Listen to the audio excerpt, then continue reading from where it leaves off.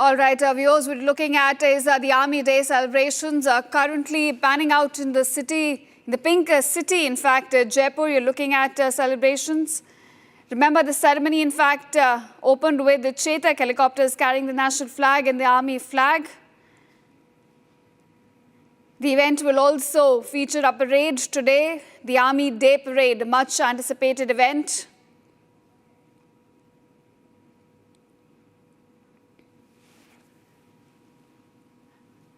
All right, my colleague Ishan, who happens to be on ground, is joining me on this. Ishan, do tell us how the celebrations have begun. They look, they're beginning on a very high note at this moment. Absolutely, there is a lot of excitement in the crowd. Everybody here is excited. This is the first time such a thing is happening in Jaipur. This particular parade, the 78th Army Day Parade, is of significant importance, and as it will showcase a lot of the weaponry, and it is the first time that the Bharat Battalion will be marching at the parade today. It is supposed to be attended by the Chief of Army Staff. He will arrive around 11 a.m. The Governor of Rajasthan and Chief Minister of Rajasthan shall also be attending this event. This is a very big event that has been organized at a massive scale on Mahal Road in Jaipur.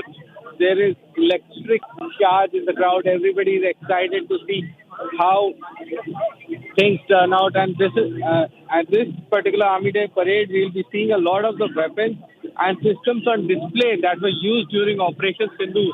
And this will be conducted on Mahal Road, similar style to the 26th January, similar to the 26th January parade. General Upendra Dwivedi will be arriving soon at this showcase. We'll also see a lot of investiture ceremony where the Sena Medal and Gallantry Award of the Indian Army will be coming past here, and all this to unfold shortly. The parade will begin with the arrival of the CDS at 9:45, then the arrival of Governor of Mizoram, and then the remaining guests, and with the arrival of the Chief of Army Staff, we will start the parade. And the parade is scheduled from 1100 hours to around 1:30 hours, and we'll also see a flypast and display by the Indian Air Force and the Army Air Defense. Back to you. Right, Ishan, that's how the parade is going to pan out today. Also tell us about the spotlight which is going to be on the Bhairav Battalion. Absolutely. Bhairav Battalion was announced during the Kargil Vijay Divas last year, and it has been a lightning fast response by the Indian Army, which took up this challenge and has operationalized the Bhairav Battalion. We will be seeing the Bhairav Battalions march to their tune in this Army Day parade. The Bhairav Battalion, that is mostly consists of around 250 soldiers drawn from different walks of the Indian Army, such as the Army Air Defense, Signals, Infantry, and Army Air Defense, Signals, Infantry, and most importantly, mortar divisions as well. These are equipped high mobility troops that can operate in almost any terrain across the length and breadth of India. These are very mobile troops capable of acting independently and deep inside enemy territory. They have been trained, and the best of the best have been selected for the Bhairav Battalion. All right, Ishan, thank you so much for getting us all the details about the Army Day Parade. Viewers, now we're moving on to another breaking news that's coming in at this moment about the anti-terror operation that in fact continues in the Jakhole area of Kathua. We're getting this for the second consecutive day. The anti-terror operation is continuing. It was launched by Jammu and Kashmir police after two suspected terrorists were in fact spotted by local Indian Army. Now, they also inducted special forces into this operation. So if you're given, it is a multi-force operation that's underway at this moment. Viewers, we're getting details about the anti-terror op that's right now underway in the Jammu and Kashmir Kathua. In fact, it's happening for the second day. And at this moment, we're getting details that anti-terror op is underway right now in Jammu and Kashmir's Kathua for the second day. Those are the latest details, viewers, we're getting at this moment.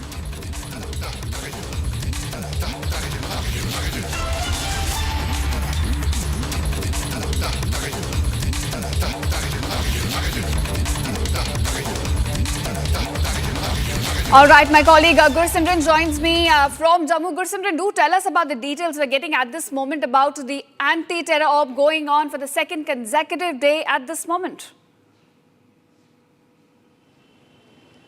Yes, it is for the second consecutive day that the anti-terror operations are underway in the Jakhol area of the Kathua. Yesterday, there was a spotting of the two terrorists in the area that was reported by a local to the Jammu and Kashmir police. First, it was the special operations group that swung into the action, followed by the special forces of the Indian Army that were also inducted into the operation. And right now, as we speak, the searches are continuing. Late last night, what we are being told that the DIG JK Shiv Kumar Sharma has held a visit to that very operation site and also to the border areas starting from the Sanyal to the border areas of the Samba district. What the police input says that this might be a group that has infiltrated in the recent days. So it is not an old infiltration or a group that was active in a hinterland, but as per the police input, it suggests that this is a new infiltration that has taken place. Though there has been no authenticity or any official statement with regards to new groups sneaking into the Indian territory. This operation comes at a time when the Union Home Secretary in Jammu and Kashmir, Govind Mohan, is holding several rounds of meeting with the intel agencies as well as the forces that are operating on ground, so as this menace of the Pakistani terrorists can be ruled out, because Pakistani terrorists getting active in the hinterland area is a real concern for the security forces. And the second major concern is the missing contacts that the forces are having, that after getting to the location of the terrorists are managing to escape from the cordon of the security forces. Right, Gursimran, the threat from across the border continues, it seems. But now we are given to understand that it was the spotting of two terrorists which triggered this operation. What more details do we have on that? See, if we speak of the anti-terror operation, they are underway in several districts of Jammu and Kashmir. But if we speak of the input or the intel-based operation that are underway, where the contacts have been established or the spottings have been done, that is in the Kathua district. Bilawar, we know that in the Najot area, the terrorists have taken the food from a villager. Similar is the situation in the Jakhol area, where the terrorists were spotted by the locals, after which the security forces have been swung into the action. Additional reinforcement is also being pressed into the operation site, but the situation continues to be grim. As we speak, we are getting to know that the senior officials of the Indian Army as well as the Jammu and Kashmir police, they are on the spot.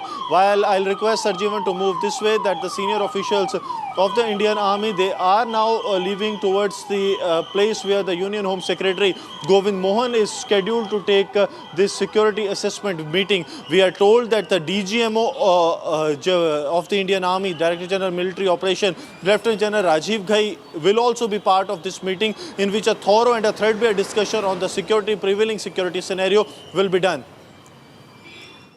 All right, Gursimran, thank you for joining us and giving us those crucial details about this anti-terror op that continues in Jammu and Kashmir.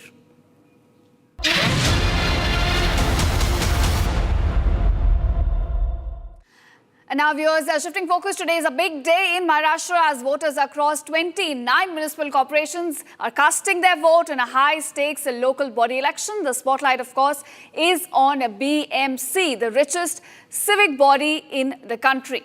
Now, we're around, in fact, 1,700 candidates are contesting on 227 seats after a 4-year gap. Now, viewers, the BJP-led Mahayuti is engaged in a high-stakes contest against the reunited Thackeray cousins, including Raj and Uddhav Thackeray, who lead the MNS and Shiv Sena. For, in fact, it's a context for the control of the cash-rich BMC, which, in fact, has an annual budget exceeding rupees 74,000 crore. Now, the NCP, Congress, Samajwadi Party and other political parties are also contesting in this election. All right, in fact, we also have some political reactions coming in from the ground. Let's listen into them. It is a great privilege to participate in this festival of democracy. Mumbai is India's financial and commercial capital. We are all proud to be Mumbaikars. We see the future of a developed and prosperous nation from the lens of Mumbai's progress and growth. I appeal to every Mumbaikar to exercise their right to vote as a duty towards their beloved city for good governance, for fast-paced progress, for ensuring the well-being of every resident of Mumbai, and to guarantee India's success on the global stage, which starts from Mumbai. जानना चाहती हूँ कि आज ये big fight है, इतने साल बाद आज का ये दिन कितना महत्वपूर्ण है और कितना आशावादी हो आज? ये बिग फाइट नहीं है, ये वन वे फाइट है, क्योंकि महायुति की विजय 100% होगी। हमने सिर्फ प्रगति के आधार पे बात की है।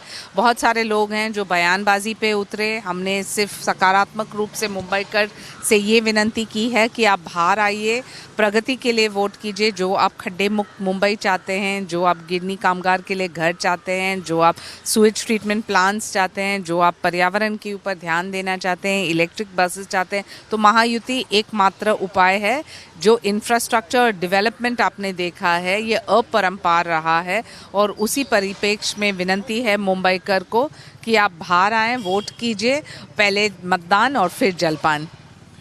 इतना साल गुजर गया, this is the richest corporation in Asia, बाद भी इतना प्रॉब्लम्स है मुंबई में, फ्लडिंग है, पथहोल्स है। तो वोटर्स जो आज आ रहे हैं अभी वोट देने, सीनियर सिटीजन भी मेरे सामने से जा रहे हैं, आ रहे हैं, तो उनका एक्सपेक्टेशन भी बहुत रहेगा इस बीएमसी से। विपक्ष का नज़र है सिर्फ 74,000 करोड़ का ये बीएमसी बजट के ऊपर, लेकिन हमारा लक्ष्य है कि कैसे ये पैसा इस्तेमाल करें मुंबईकर के लिए भ्रष्टाचार मुक्त। आपको याद होगा कि पिछले शासनकाल में कितने 26 कॉन्ट्रैक्टर्स गए थे जेल, क्योंकि उन्होंने पैसा खाया और कोई काम नहीं किया। वैसे बहुत सारे स्कैम्स हैं, मिथी रिवर डीसिल्टिंग स्कैम, खिचड़ी स्कैम, बॉडी बैग स्कैम, मैं उसमें नहीं जाऊंगी। मैं सिर्फ ये कहूँगी जो आप मुंबई को एक फाइनेंशियल हब, एक फिनटेक हब और एक प्रगतिशील शहर देखना चाहते हैं, जहां इंफ्रास्ट्रक्चर के साथ साथ डेवलपमेंट, लेकिन डेवलपमेंट के साथ साथ पर्यावरण के ऊपर ध्यान, तो सिर्फ महायुति एक मात्र उपाय है। लास्ट क्वेश्चन मेरी कि आप भी आज आ गए सुबह सुबह, और मैं जब रास्ते से आ रही थी तो देख रही थी बहुत तादाद में वहाँ पे वोटर्स है, तो what is the significant of that? कोई सिग्निफिकेंस इसकी बहुत साल बाद ये इलेक्शन हो रहा है। 2017 से 2025 बहुत समय गया है, लेकिन बीएमसी का जो इलेक्शन है सबसे महत्वपूर्ण है, क्योंकि जो आप बिजली, सड़क, पानी, basic infrastructure, health care, education चाहते हैं, तो सोच समझ के नगर सेवक को चुनना पड़ेगा। और जो आप प्रगति की राह देखें तो आप देखेंगे कि किसने काम किया और किसने सिर्फ बोल वचन। हमारे नेता आदरणीय एकनाथ जी शिंदे ने हमेशा ऑन ग्राउंड काम किया है, और यही एक लक्ष्य है कि हमारे मुंबईकर काम के आधार पे वोट दें। तो जब लोग अफवाहें फैलाते हैं तो उनको अफवाहें, फॉल्स नैरेटिव्स फैलाने दीजिए। लुंगी, पुंगी, वोट्स, नोट्स, ये सब बोलना I don't think it makes sense. You should vote on the agenda of development only. आज हमने सिद्धिविनायक महाराज की चरणों में प्रार्थना की है कि आने वाले समय में विकसित मुंबई, सुरक्षित मुंबई निर्माण करने के लिए हमें शक्ति दे, हमें आशीर्वाद दे। और आज का ये दिन, ये मुंबई के इतिहास में एक ऐतिहासिक दिन ऐसा इसमें लिखा जाए। और मैं तमाम मुंबईकरों से यह आह्वान करना चाहता हूं कि आप विकसित मुंबई, सुरक्षित मुंबई और अपने आने वाले भविष्य की पीढ़ियों के रक्षण के लिए भारी मात्रा में वोट दें। भारतीय जनता पार्टी, शिवसेना और आरपीआई युति को भारी आशीर्वाद दे, ताकि आने वाले समय में एक विकसित और सुरक्षित मुंबई का निर्माण हम कर सकें।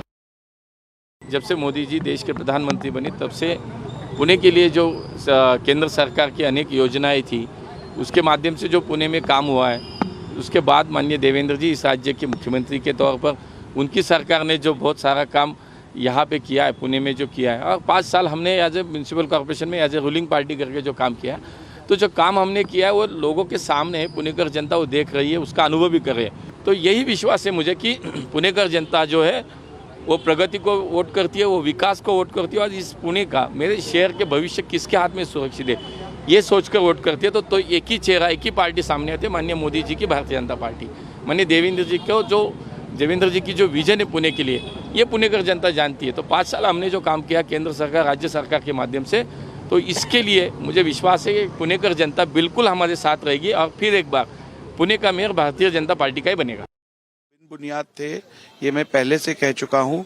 स्टेट इलेक्शन कमीशन ने भी स्पष्ट रूप से कहा है कि विधानसभा अध्यक्ष ने ऐसा कोई काम नहीं किया है जिससे आचार संहिता का उल्लंघन होता हो, और साफ साफ कहा है कि इसमें उनका कोई हस्तक्षेप नहीं है। साथ ही आपने देखा होगा तो हाईकोर्ट ने भी जो पिटीशन फाइल की थी उसमें उसको रिजेक्ट कर दिया है और साफ साफ कहा है कि रिटर्निंग ऑफिसर की कार्रवाई नियमों के अनुसार थी। संजय राउत ने ऐसा कहा है कि जहां पे डबल वोटर्स दिखेंगे हम वहां पे उनको मारेंगे, तो कहीं ना कहीं हिंसक कार्रवाई करने की जो है वो जवाब दे रहे हैं। देखिए, जो व्यक्ति लोकशाही में विश्वास रखता है, लोकतंत्र में विश्वास रखता है, वो कभी हिंसा की बात नहीं करेगा। दोबारा मतदान ये पूरी तरीके से रोकना चाहिए, इसमें दो राय नहीं है, लेकिन वह कानूनी पद्धति से रोकना चाहिए। मारपीट ये इसका कोई जवाब नहीं है। जी आपल्या सोबत आहेत, ओके, जस्ट कीप क्वाइट। ये लोग कब से वेट कर रहे हैं।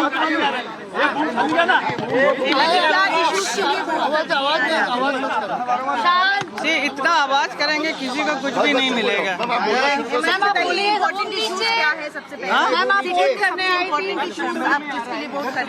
जी मैं मुंबई कर से सबसे मैं यही विनती करती हूँ कि आप सब लोगों को वोट देने के लिए आना चाहिए। जैसा अभी सुबह सुबह मैं आ गई हूँ वोट देने के लिए, मेरा आगे बहुत काम है, करेंगे, लेकिन this is very very important for every citizen of Mumbai. अगर आपको सुरक्षा चाहिए, प्रगति चाहिए मुंबई में अच्छी हवा चाहिए, गड्ढा मुक्त रोड्स चाहिए, इन सब चीज़ के लिए हम सबको जिम्मेदार लेना पड़ेगा। हम सबको, everybody has to be responsible and come and vote देने का जो अधिकार है उसे जताएंगे, तभी आपका मुंबई तो is the best city in the world, I will say, और भी अच्छा हो सकता है, और भी बढ़िया हो सकता है। इसके लिए आप सब लोगों को साथ देना चाहिए। So I request all the citizens of our Mumbai to come and vote for the right people. Okay, thank you so much. क्या विकास देखना चाहेंगी अभी जिस तरीके से पार्टियां काम कर रही हैं और उनको लेकर, और क्या कुछ विकास होना बाकी है मुंबई में? अगर कोई जीत कर आएगा तो काम करेगा। मैं अभी तो मैंने कहा कि अच्छी हवा चाहिए, रोड, गड्ढा मुक्त रोड चाहिए, सुरक्षा चाहिए, प्रगति चाहिए, तो आपको सबको साथ देना पड़ेगा। सरकार के साथ देंगे तभी ये सब होगा। कौन सी पार्टी जीत कर आएगी मैम? कौन सी पार्टी? एक मिनट।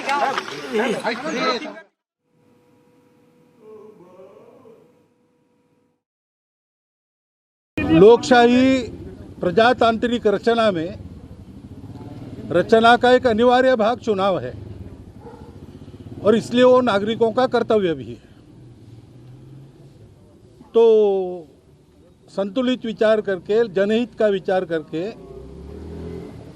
योग्य लगता है उस उम्मीदवार को मत देना, वोट देना, ये अपना कर्तव्य रहता है।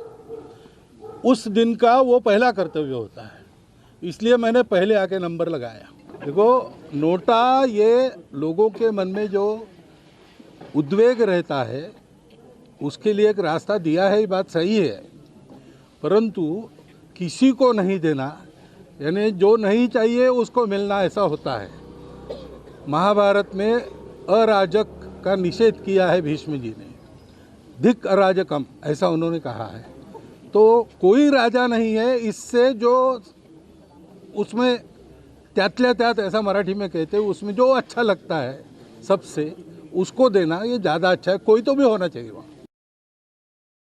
सबसे महत्वपूर्ण चुनाव है मुंबई महानगर पालिका का, मुंबई शहर के विकास का, मुंबई के सेवा सुविधाओं का, 40,000 करोड़ से भी ज्यादा बजट का, और इसमें अपने मुंबई को विकसित मुंबई बनाने का है।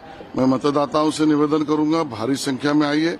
आपके पास ये मौका है कि भ्रष्ट कार्यक्षम कारोबार करने वाले ठाकरे और ठाकरे की पार्टी को सबक सिखाने का, और उसमें मुंबईकर बढ़ चढ़ के हमारा साथ देंगे। और मुंबई वासियों ने तय किया है, देवेंद्र फडणवीस जी, एकनाथ शिंदे जी के नेतृत्व में विकसित महाराष्ट्र का काम करने वाली सरकार को वोट करेंगे। देखिए, राज ठाकरे अपने दल के पराजय को एक्सेप्ट कर रहे हैं और उसकी रीजंस ढूंढना चाह रहे हैं। वो रीजन उन्होंने ढूंढ लिया है।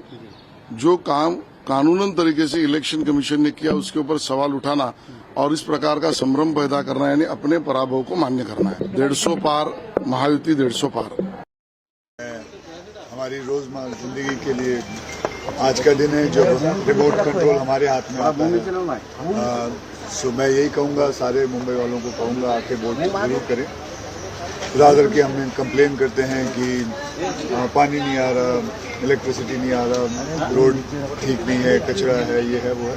इट्स नाउ आर्ट, हम सबको आना चाहिए और हो सके सारे के सारे आने चाहिए ताकि हम वोटिंग करके सही मतदान सही बंदा चुन सकें। So that is it. अगर और साथ में यही कहूँगा कि अगर मुंबई का असली हीरो बनना है तो डायलॉग बाजी नहीं, तो पीछे आके सीधे वोटिंग करें। Thank you very much.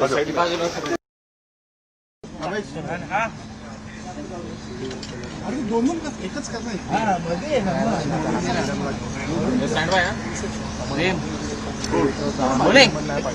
Mumbai BMC के लिए चुनाव हुए और एक मिनट इधर और पीछे हटो ना, पीछे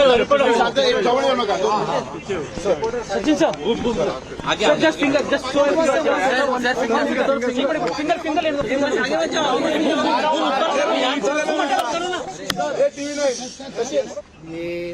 ये मौका ऐसा है जहाँ पे आपको अपना ओपिनियन आप मतदान के जरिए आप एक्सप्रेस कर सकते हो और जो आप चाहते हो उसमें एक एक बूंद, हम जैसे कहते हैं कि एक एक बूंद इम्पोर्टेंट होता है।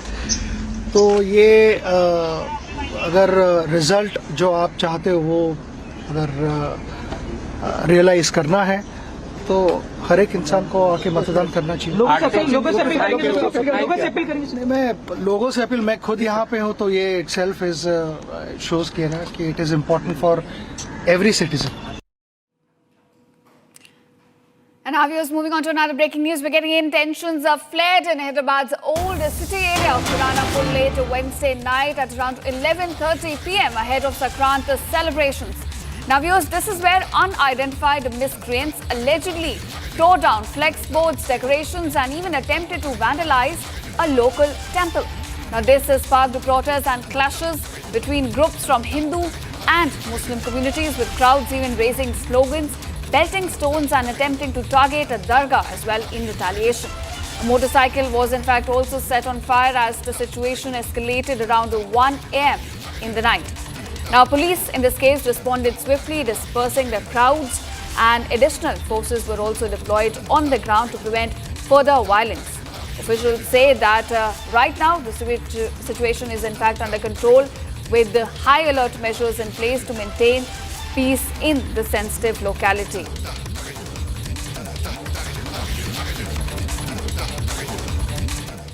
Now my colleague Aishwarya is joining me live from Hyderabad. Aishwarya, do tell us what exactly triggered these clashes between the two communities in Hyderabad and what is the situation on the ground right now?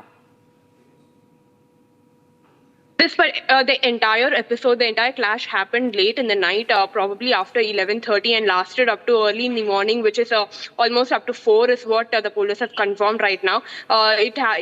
What triggered this particular clash is something that be it Sankranti here, there were flexis, there were decoration, there were temple decorations outside a particular temple in Puranpul in Old City, and they were while the police have said that there were some unidentified miscreants who were trying to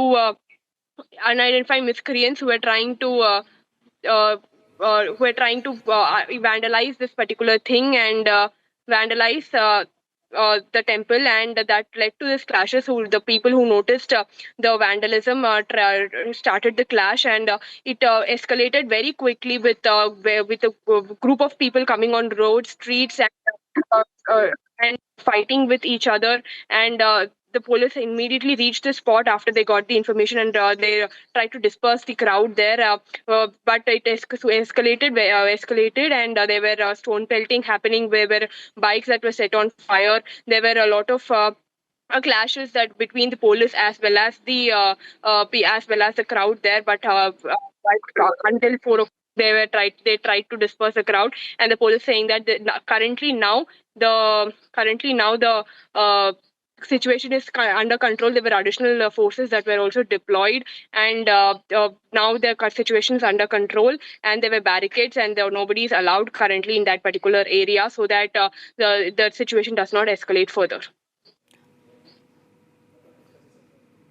All right, Aishwarya, thank you for joining us and giving us those details. Our viewers, we're slipping into a very short break, but don't go anywhere. The coverage on a BMC high-stakes election continues on the other side.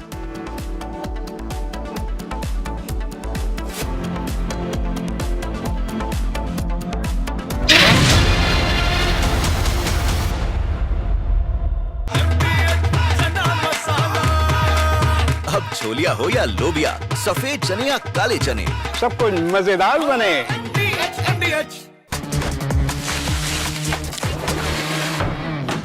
अरे tension किस बात की? Century प्रोवुड का premium plus है ना, low emission है, high density है, water resistant भी, टर्माइट एंड बोरो रेजिस्टेंट भी है। यानी ये है जहाँ नो टेंशन वहाँ। Premium plus by Century Prowood. थोड़े में ज्यादा स्वाद, यही तो है इसकी खास बात। वाओ मामा, क्या स्वाद है? अरे मेरे राजा, राजा और मसाला, केसरिया से मन जोगी हुआ रे, दिल झूमे देखो मतवारा हुआ रे, केसरिया से मन जोगी हुआ। हर पल मनाओ केसरी त्योहार। विमल, बोलो जुबान केसरी। ये है सीक्रेट रेसिपी MDH का जीरा सिप जल जीरा मसाला। सिप सिप जीरा सिप जीरा सिप MDH का जल जीरा सिप MDH का जल जीरा SIP.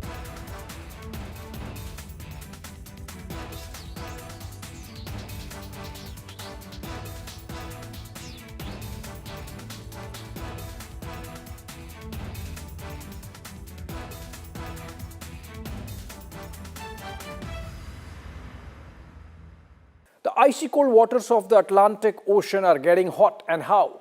The United States, in an overnight operation, has seized 2 oil tankers, one in the North Atlantic near Iceland, the other one near the Caribbean Sea. The one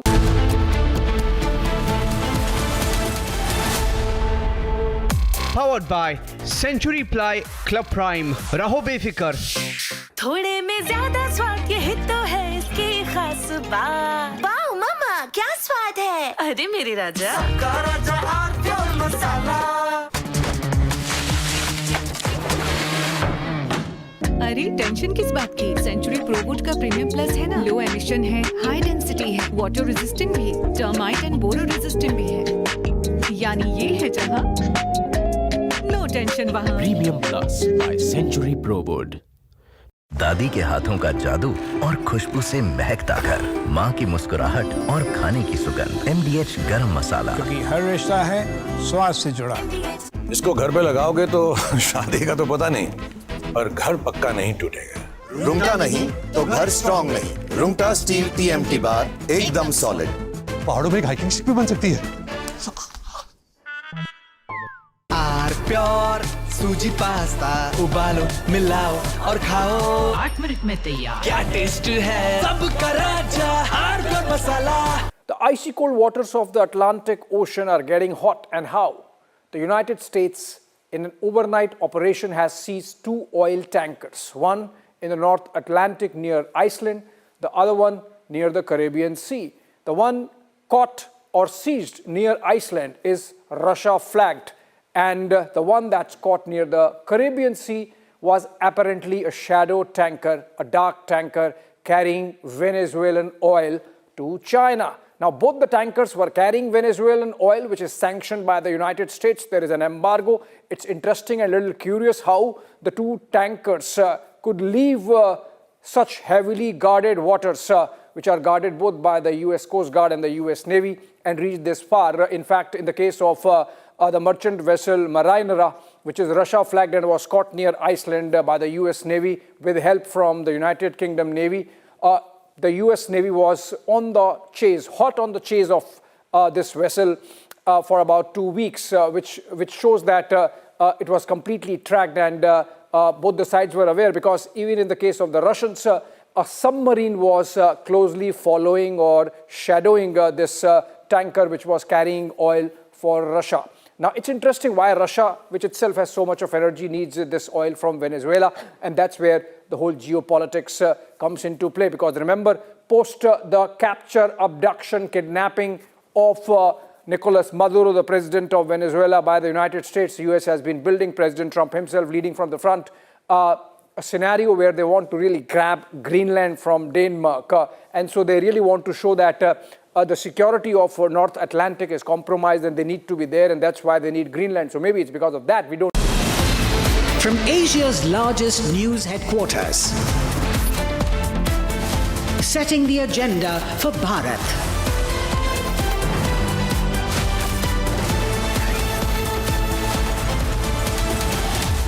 You're watching Republic.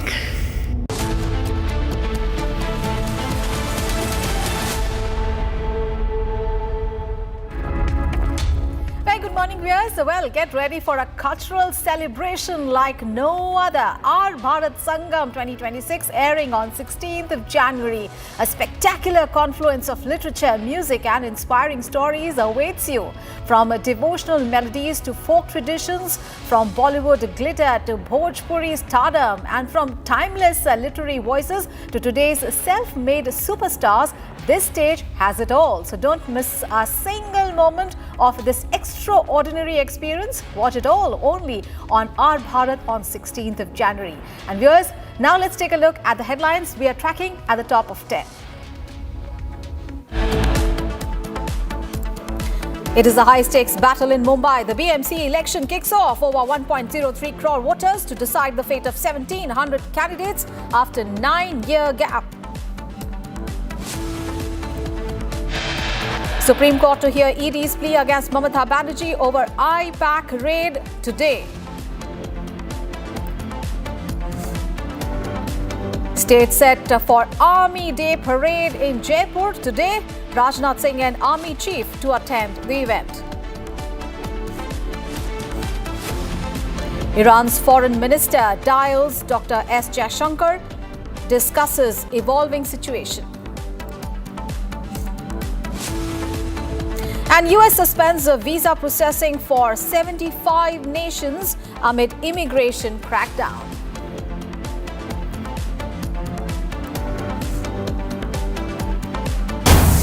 We have breaking news coming in from the national capital. In a late-night encounter in Delhi's Hiranki More area, the North District Anti-Narcotics team successfully arrested 2 sharpshooters linked to the Lawrence Bishnoi gang after receiving a tip-off and laying a trap.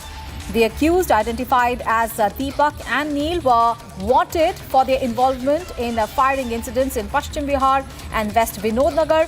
And during the operation, an intense exchange of fire took place between the police and the criminals. One of the accused sustained a gunshot wound to the leg, while a constable was also shot but escaped unhurt thanks to his bulletproof vest. Police recovered 2 pistols, live cartridges and a scooter from their possession. So viewers, a big success there for the Delhi police. The anti-narcotics team and arrested group of criminals who were engaged in a late-night encounter. And this led to the arrest of 2 sharpshooters who linked to the Lawrence Bishnoi gang. Acting on a tip-off, the police had set up a trap at the Hiranki More area. And during this encounter, shots were exchanged from both the sides, leaving one criminal injured with a gunshot wound to his leg. And these 2 arrested shooters have been identified as Deepak and a minor. The police have also recovered 2 pistols, live cartridges and a scooter from the accused. And they were involved in recent firing incidents in the national capital area, in Paschim Bihar and West Vinod Nagar.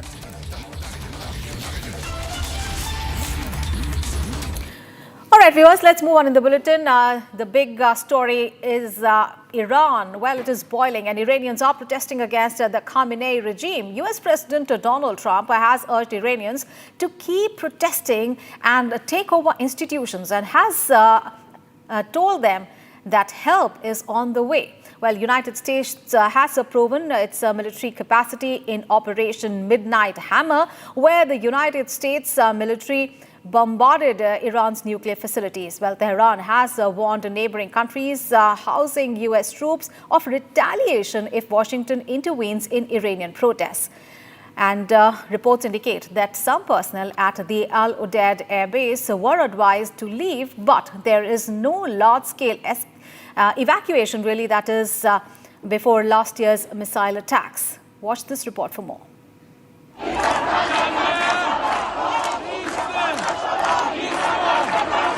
Iran is boiling. Iranians are protesting against the Khamenei regime.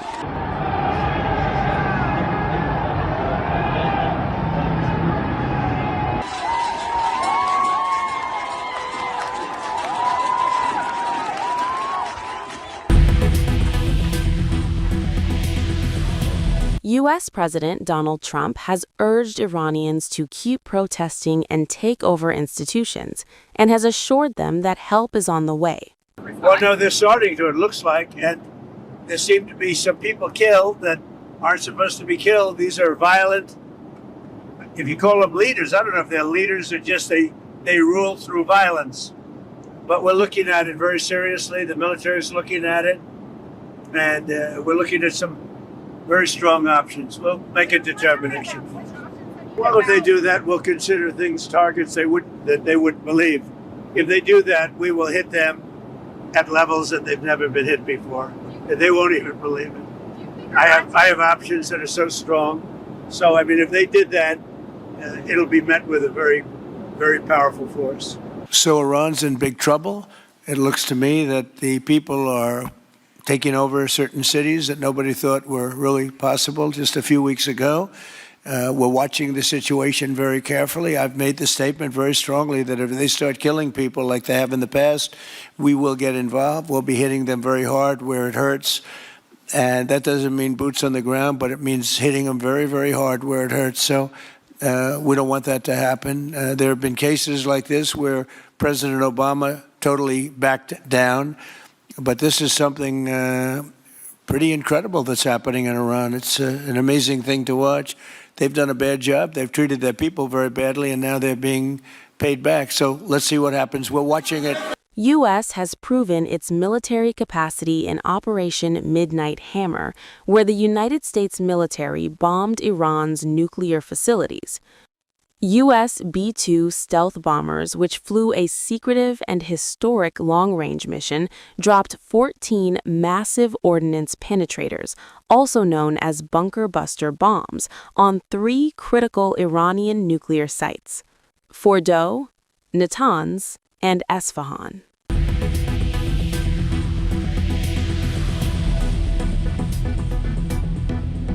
As the situation between the U.S. and Iran escalates further, Israel's official state aircraft, Wing of Zion, has departed from Nevatim Air Force Base. The aircraft, which contains a private office, a war room, and sophisticated defense systems, serves as the primary transport for the Prime Minister. India's Foreign Minister S. Jaishankar has also received a call from Iranian Foreign Minister Sayed Abbas Araghchi. The foreign ministers discussed the evolving situation in and around Iran.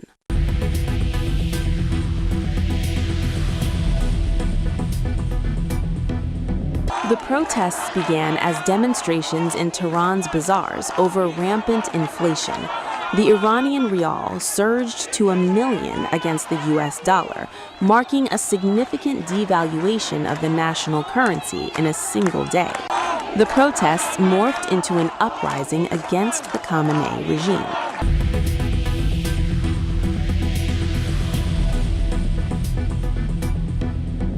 حرف بی ربطی که اگر چنانچه دولت ایران چنین کنه من میام به طرف شما رو میگیرم. این طرف این اغتشاشگرها و افراد مضر برای کشور، این هم دلشون خوشه و اگه میتونه کشور خودشو اداره کنه، تو کشور خودش حوادث گوناگونی وجود داره.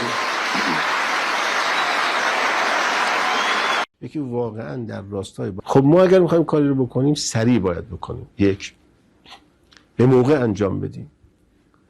اگر ببخشید کار دیر بشه حتی ممکنه همین کاری که امروز میکنیم 2 ماه دیگه انجام بدیم، این اثر رو دیگه نداره. اگر ما تونستیم امروز یک کار رو انجام بدیم 2 ماه 3 ماه دیگه انجام بدیم اون اثر رو نخواهد داشت.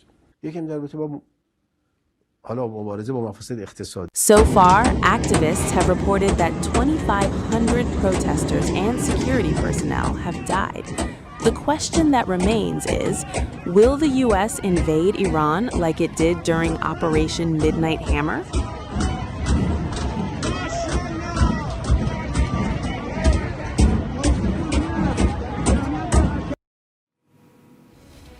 All right, viewers, in some other news, it's a big day today because today the Supreme Court will hear the Enforcement Directorate's plea against West Bengal Chief Minister Mamata Banerjee relating to the IPAC raids. Remember, this comes a day after the Calcutta High Court yesterday adjourned the proceedings, citing the matter's pendency before the top court.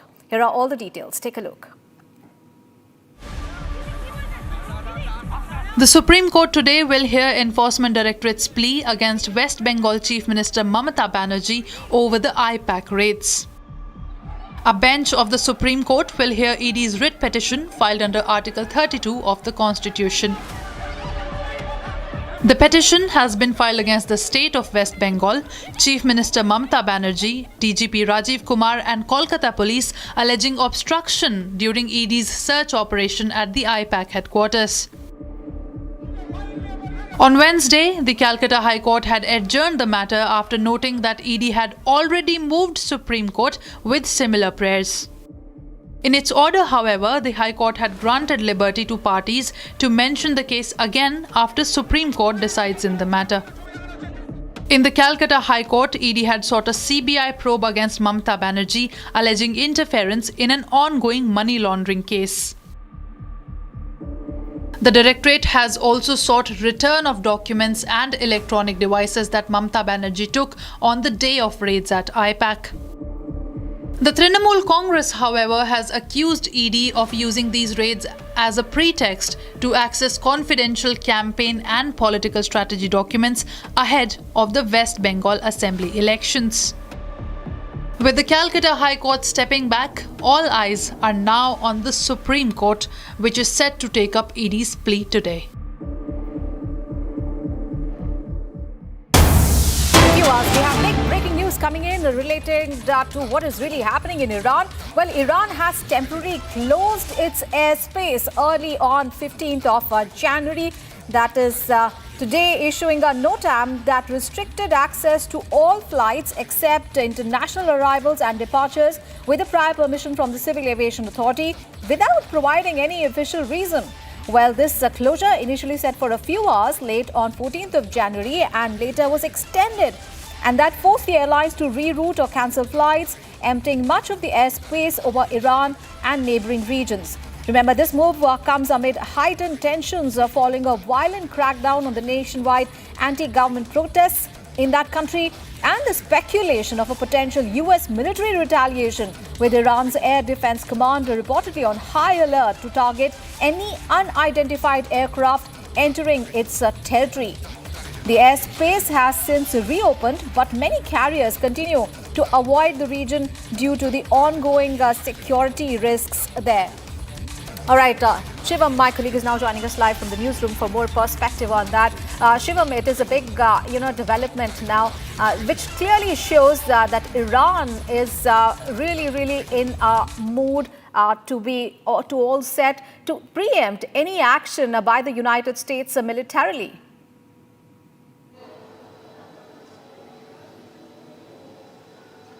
All right, this is a very big development that is coming in right at this moment, and this is from Iran. Now, Iran has not given exactly any reason for why it has closed its airspace, but it has affected a lot of flights. Now, on early Thursday, it has closed its airspace, and there has been no explanation for why Iran has closed its airspace. But if you look at the sequence, if you look at the chronology of what was happening in and around Iran, the protests and the crackdown on protesters, the brutal force that was used against the protesters in Iran, that was a major reason. And also, you were mentioning about the fact that, how Iran has closed its airspace, but we are getting an update right now that after that, Iran has actually reopened its airspace. But, all these developments clearly pointing to the fact that how the country is on high alert.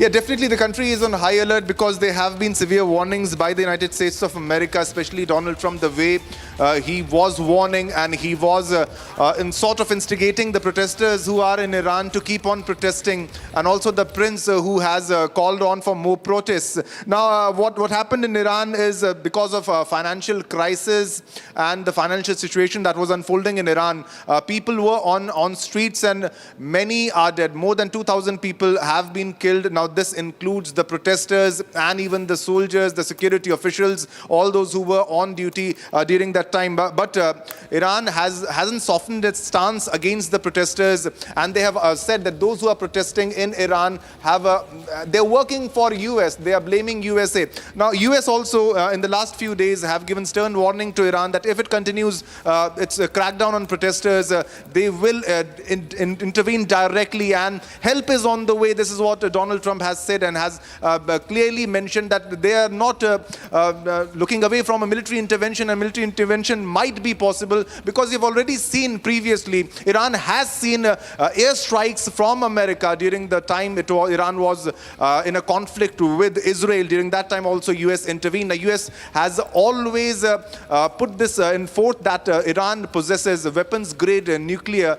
They're refining weapons grade nuclear for weapon purposes. They'll use it for destructive purposes. So that's one of the reasons. And also the US is pretty much unhappy with the leadership of Iran, Ayatollah Khamenei and others, and they also want a regime change. And because they want a regime change, so situation is pretty tense and situation is pretty suitable for USA. USA has already intervened in Venezuela, and there has been a regime change, sort of regime change, where Donald Trump claims that he will be indirectly ruling Venezuela. And now situation in Iran is suitable for US, where they are looking forward to maybe a possibility of regime change. But it will take more time because there are brutal, violent crackdowns on protesters, because you can just imagine more than 2,000 to 3,000 people who have been brutally killed, and people are on streets. Internet shutdown is there. There was an airspace closure. But why do you have airspace closures? You have airspace closures because there are possible risks, because US has been warning continuously, one warning after the other, of a possible military intervention,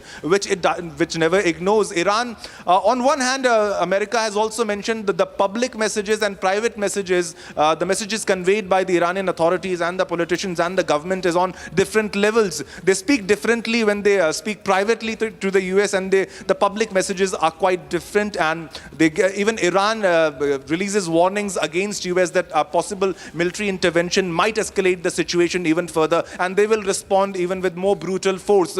But situation pretty much what's happening in Iran is still now it's tense. Many people have died because of the brutal crackdown by the Iran regime, and people are calling for a regime change, and people have raised slogans in solidarity with US, with Israel, and that's the reason that Khamenei is saying that these protesters are anti-Iran. They are anti-regime also, they are anti-Iran, and the patriotism point is being raised in Iran. Now that's the reason they are doing this crackdown. But the airspace closure had an impact on many flights, including the Indian flights that were operating, but also US has asked citizens to leave Iran. India has also asked citizens to leave Iran because the situation pretty much is getting tense day by day, and the situation is escalating. Protests are escalating, brutal crackdowns, and this will sort of continue in the coming days also, because the Iranian regime doesn't want it to escalate further, and there is a very much possibility of a US intervention. We cannot rule out a military intervention or an airstrike in the near future, because US has done it one time before, during the time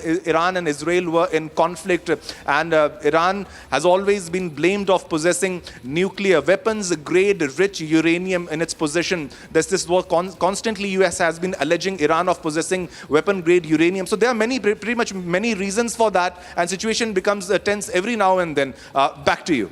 Absolutely, Shivam, and there are actually multiple, pointers and ideas that are in fact floating around, especially with many countries, as you mentioned, are telling their citizens to avoid travel to Iran, or issuing advisories as far as the usage of the Iranian airspace is concerned. And the most important pointer there is also how the US has asked its personnel to leave the Al Udeid air base as well. Definitely, because of the escalating situation, the situation is pretty tense if you speak about Iran, because Iranian regime has directly mentioned this fact that they have colluded with the US forces. The US wants the regime change. Ayatollah Khamenei pretty much knows this.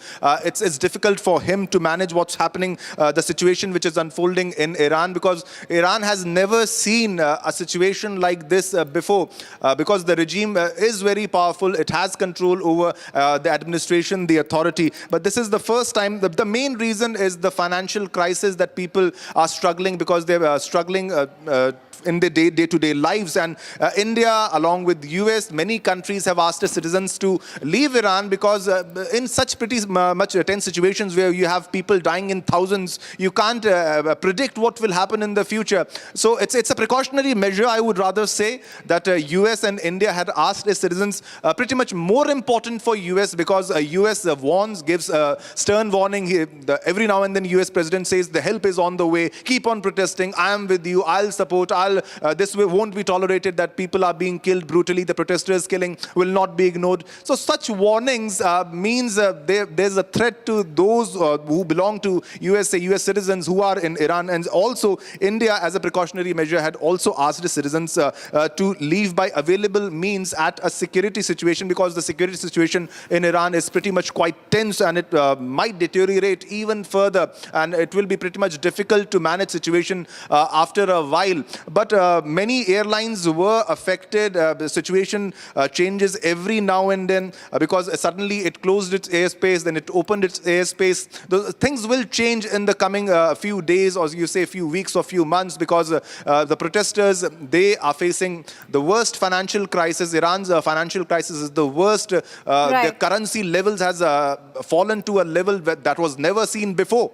Absolutely. Thank you so much, Shivam, for all those details. You keep tracking those developments. We'll keep coming back to you. And viewers, let's move on to the bulletin. We have big breaking news coming in from Hyderabad, where tensions flared in Hyderabad's old city area of Purana Pul late on Wednesday night. That is around 11:30 p.m. ahead of the Sankranti celebrations, when unidentified miscreants allegedly tore down flex board decorations and attempted to vandalize a local temple there. And this sparked protests and clashes between groups from Hindu and Muslim communities, with the crowds raising slogans, pelting stones, and even attempting to target a dargah in retaliation. A motorcycle was set on fire as the situation escalated at around 1 a.m. Police responded swiftly, dispersing the crowds, and additional forces were deployed to prevent further violence. Now, authorities have stated that the situation is now under control, with high alert measures in place to maintain peace in the sensitive locality. Let's get all the updates. Aishwarya, my colleague, is now joining us for more details from Hyderabad. Aishwarya, what are the updates? We understand that the authorities are saying that the situation right now is under control, but any details on what is the action that has been taken by the police? Has there any arrests been made? Absolutely. This particular clash broke out late in the night after 11:30, and what the police are now currently saying that this entire situation is under control, because they have barricaded the entire area, and they're not letting anybody loiter around that area, anticipating more protests or to even be in a precautionary measure to curtail any escalation further, because this particular protest started when the locals found out a little vandalism in a local temple, and the flexis and the decorations vandalized, which were done for Sankranti there. So the vandalism was noticed by the locals there, and later they started to protest against it, and which led to a major clash between two communities there, where one in retaliation started to vandalize dargahs, and the other community started to vandalize temples here.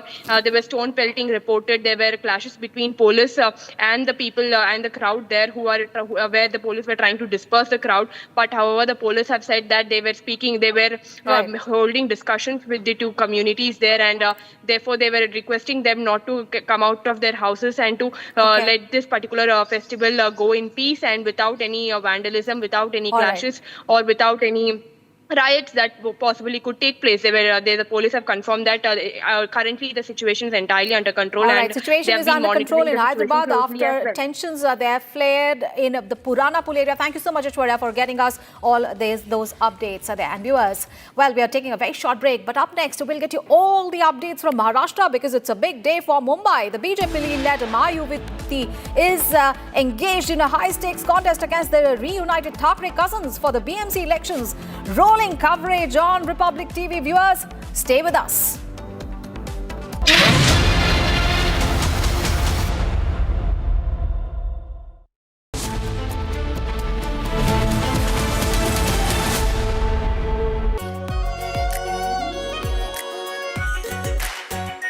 Our pure Shahi Paneer Masala. Delicious, healthy, every day.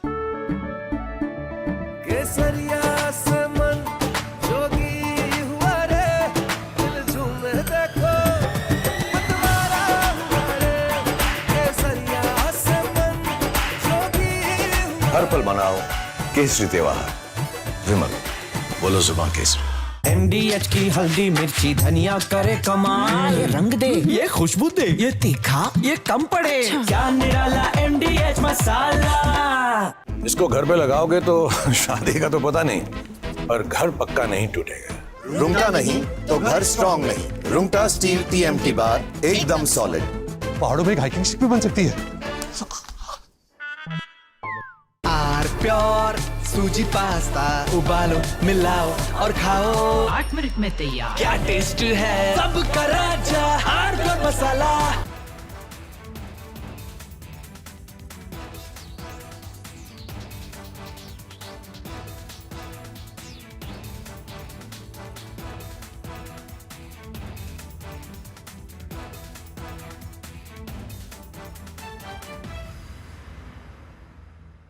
The icy cold waters of the Atlantic Ocean are getting hot, and how? The United States, in an overnight operation, has seized 2 oil tankers, one in the North Atlantic near Iceland, the other one near the Caribbean Sea.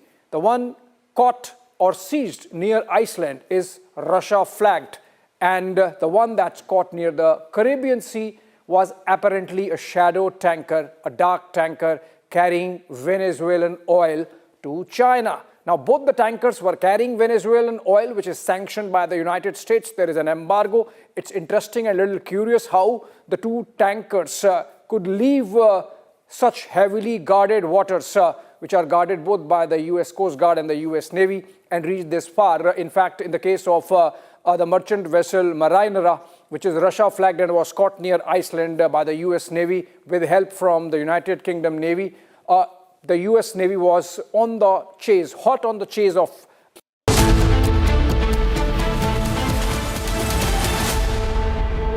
थोड़े में ज्यादा स्वाद, यही तो है इसकी खास बात। वाओ मामा, क्या स्वाद है। अरे मेरे राजा, सबका राजा आर प्योर मसाला। केसरिया से मन जोगी हुआ रे, दिल झूमे देखो मतवारा हुआ रे। केसरिया से मन जोगी हुआ। हर पल मनाओ केसरी त्योहार। विमल, बोलो जुबान केसरी। आधे बाउल दही में 4 चम्मच MDH चटनी पुदीना मसाला डाला, स्टर करो, पुदीना चटनी तैयार। MDH चटनी पुदीना मसाला। The icy cold waters of the Atlantic Ocean are getting hot, and how? The United States, in an overnight operation, has seized 2 oil tankers, one in the North Atlantic near Iceland, the other one near the Caribbean Sea.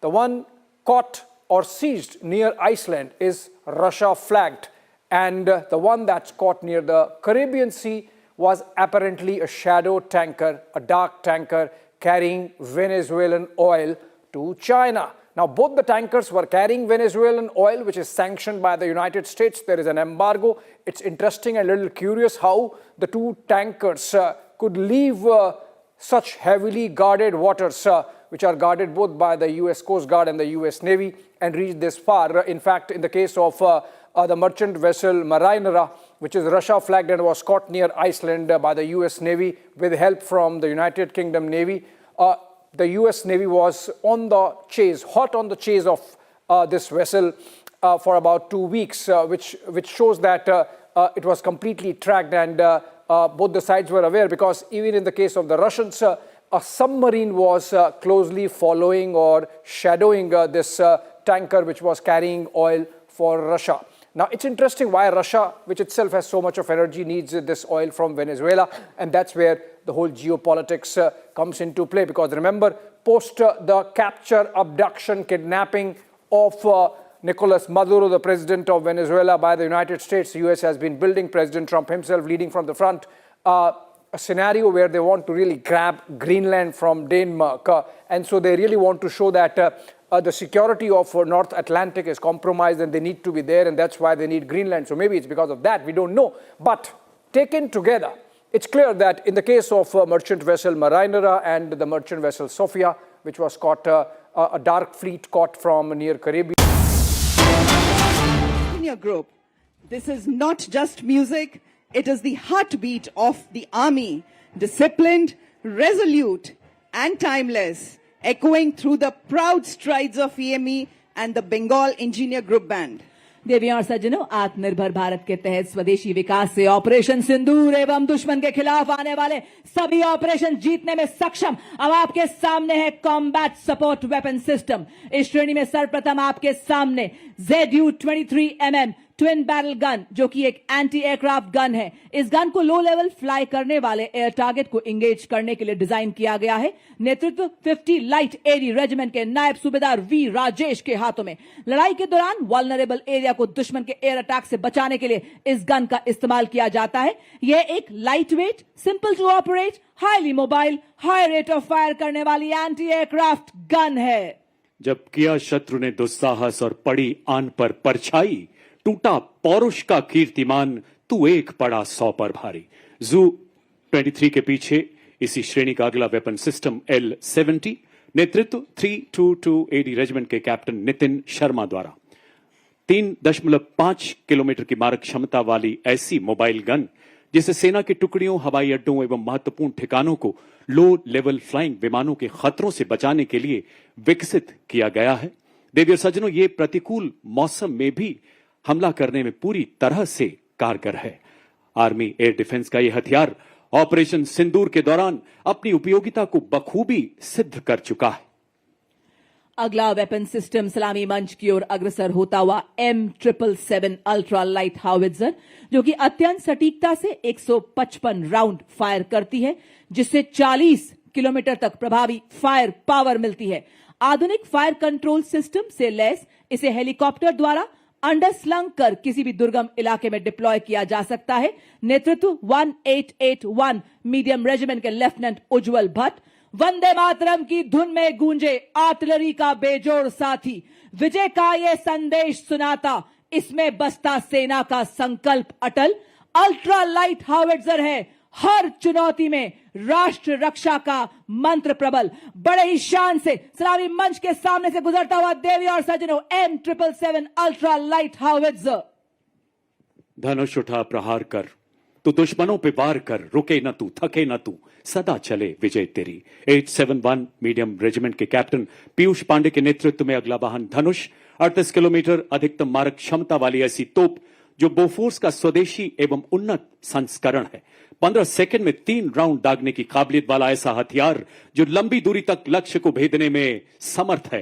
दुश्मन के संचार केंद्र, बख्तरबंद सैन्य ठिकानों एवं किलेबंद रक्षा व्यवस्था को पूरी तरह से नेस्तो नाबूद करने में सक्षम धनुष मंच की तरफ अग्रसर होता हुआ।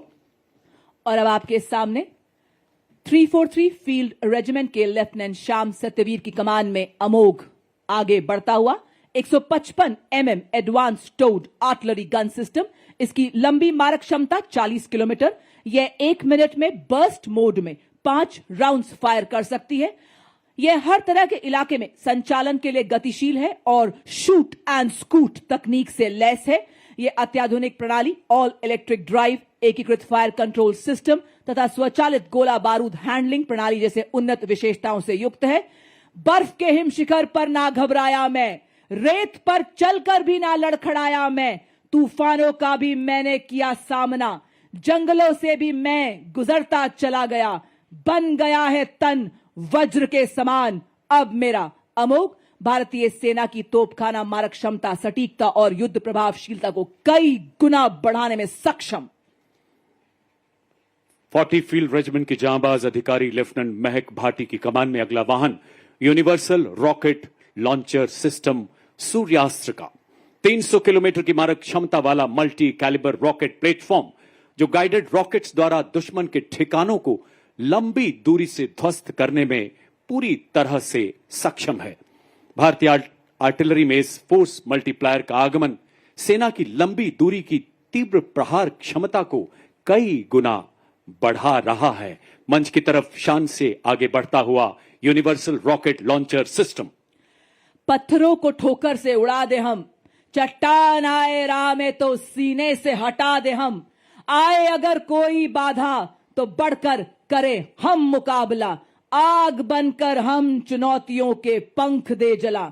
हम हैं मॉड्यूलर ब्रिज, जिसकी पुल निर्माण क्षमता 46 मीटर है। आज की परेड में 115 इंजीनियर रेजिमेंट के मेजर शफी भट्ट द्वारा नेतृत्व, अत्यधिक बहुमुखी और मजबूत मॉड्यूलर पुल का शामिल होना भारतीय सेना की पुल निर्माण क्षमताओं को बढ़ाने की दिशा में एक महत्वपूर्ण कदम है, क्योंकि इसे बहुत कम समय में तैनात किया जा सकता है और आसानी से वापस भी लिया जा सकता है। यह उपकरण हमारी सेनाओं को बाधाओं को पार करने और हमारे इंजीनियर्स की पुल निर्माण क्षमता को बढ़ाने में मदद करता है। चूंकि यह 8x8 वाहन पर लगा है, इसलिए अत्यधिक गतिशील है और हमारी मशीनीकृत टुकड़ियों के साथ तालमेल बनाए रख सकता है। मॉड्यूलर ब्रिज का शामिल होना उपकरण डिजाइन और विकास में भारत की दक्षता को दर्शाता है और आत्मनिर्भर भारत के निर्माण के उद्देश्य को उजागर करता है। साथ ही रक्षा विनिर्माण में भारत के बढ़ते महत्व को भी प्रदर्शित करता है। बड़ी शान से सलामी मंच के सामने से गुजरता हुआ मॉड्यूलर ब्रिज दुर्गम क्षेत्रों तक सुरक्षित संचार प्रदान करने के लिए भारतीय सेना ने सरलता पूर्वक परिवहन योग्य एवं शीघ्र तैनात किए जाने योग्य सैटकॉम वाहनों को अपने बेड़े में शामिल किया है। सलामी मंच की ओर अग्रसर होती हुई वाहन आधारित सैटेलाइट संचार प्रणाली का नेतृत्व 33 आर्मर्ड डिव सिग्नल रेजिमेंट के नायब सूबेदार राजेश कुमार कर रहे हैं। इन संचार वाहनों को मेक इन इंडिया के तहत विकसित किया गया, जो हमें सुरक्षित संचार प्रदान करने के लिए आत्मनिर्भर बनाती हैं। मोबाइल सैटेलाइट टर्मिनल के ठीक पीछे अगले दो वाहन है शक्तिवान रेजिमेंट तथा दिव्यास्त्र बैटरी के। विशेष रूप से डिजाइन किए गए नई पीढ़ी के मानव रहित ये वो हथियार तंत्र हैं जिन्हें हाई मोबिलिटी व्हीकल पर स्थापित किया गया है। शक्तिवान का नेतृत्व 161 मीडियम रेजिमेंट के कैप्टन नमन शर्मा द्वारा। देवियों सज्जनों, इस वाहन में स्वॉर्म ड्रोन्स, मिनी हार्पी, हैरोप तथा पीस कीपर जैसे उन्नत ड्रोन लगाए गए हैं। आधुनिक युग के ऐसे ड्रोन्स जो शक्तिवान रेजिमेंट को 1000 किलोमीटर तक की दूरी को और इसमें स्थित लक्ष्य को पूरी तरह से नेस्तो नाबूद करने की ताकत प्रदान करते हैं। और इसके ठीक पीछे दूसरा वाहन दिव्यास्त्र, जिसमें jolt, medium altitude pseudo satellite system तथा स्काई स्ट्राइकर जैसे उन्नत ड्रोन्स लगाए गए हैं। नेतृत्व 161 मीडियम रेजिमेंट के सूबेदार किरण मेधर द्वारा। दिव्यास्त्र बैटरी ऐसी हाइब्रिड युद्धक इकाई है जो तोपखाने को निगरानी ड्रोन तथा लॉइटर एम्यूनिशन के साथ एकीकृत करती है। देवियों और सज्जनों, अब आपके समक्ष है भारत की तकनीकी प्रगति और आत्मनिर्भरता का एक उत्कृष्ट उदाहरण, integrated drone detection and inter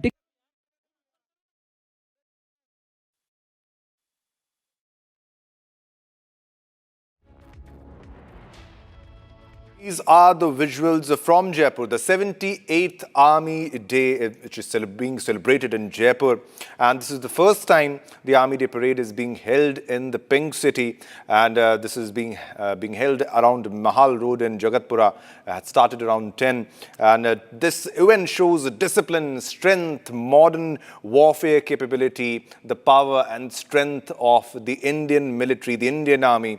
Many senior army officers, soldiers and common spectators are at this moment attending to this event, major event.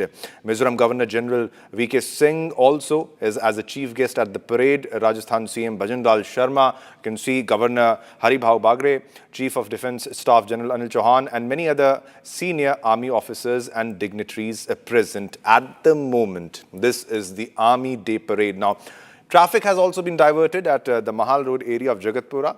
This will be continuing till 5 a.m. till 1 a.m. The traffic will be diverted.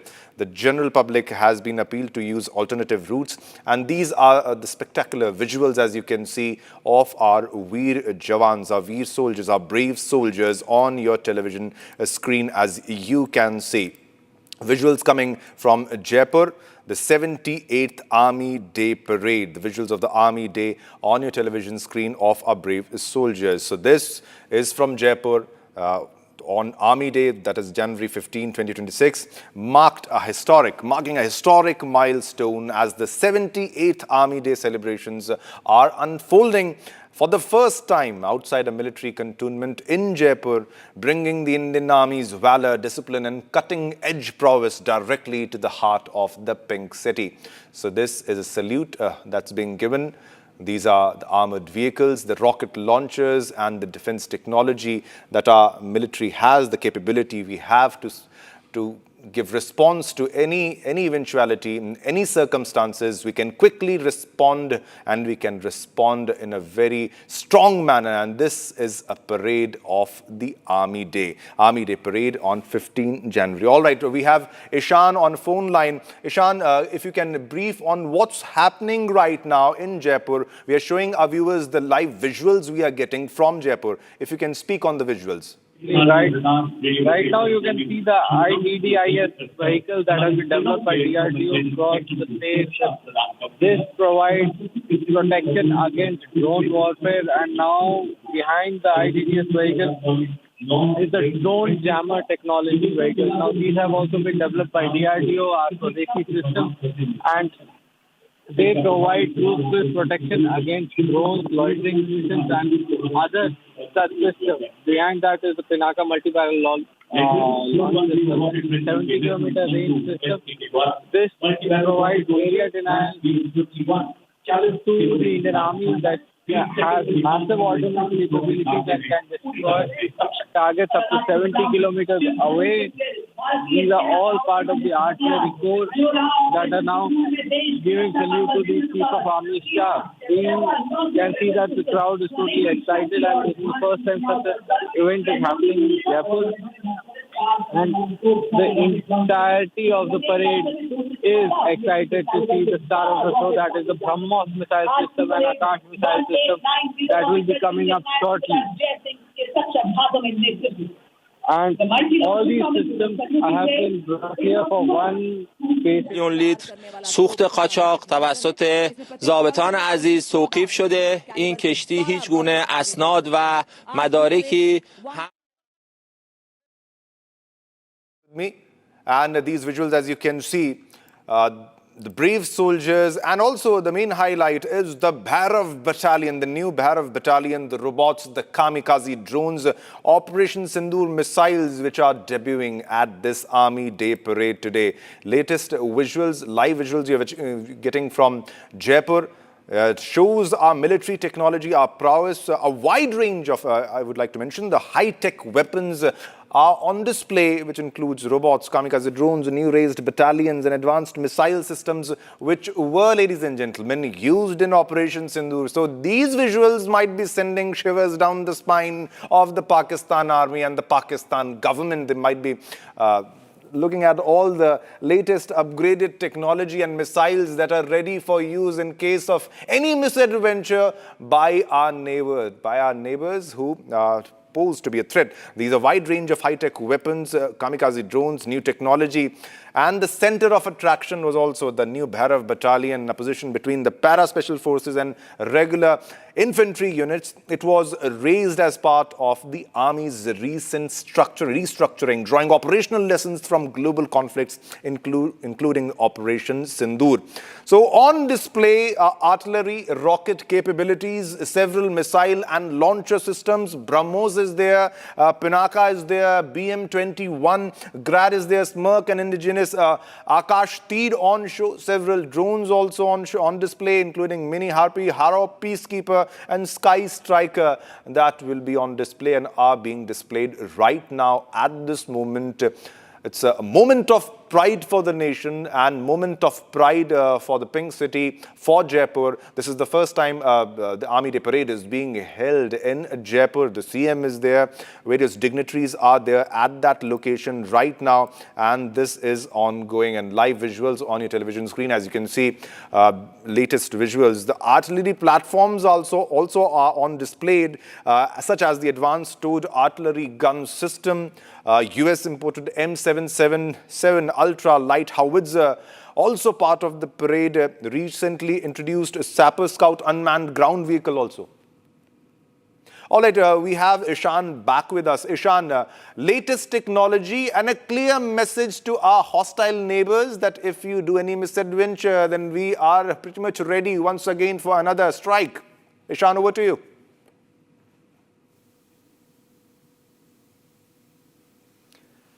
All right. We'll try to connect to Ishan once again. Ishan, are you there with me? Are you able to hear my voice?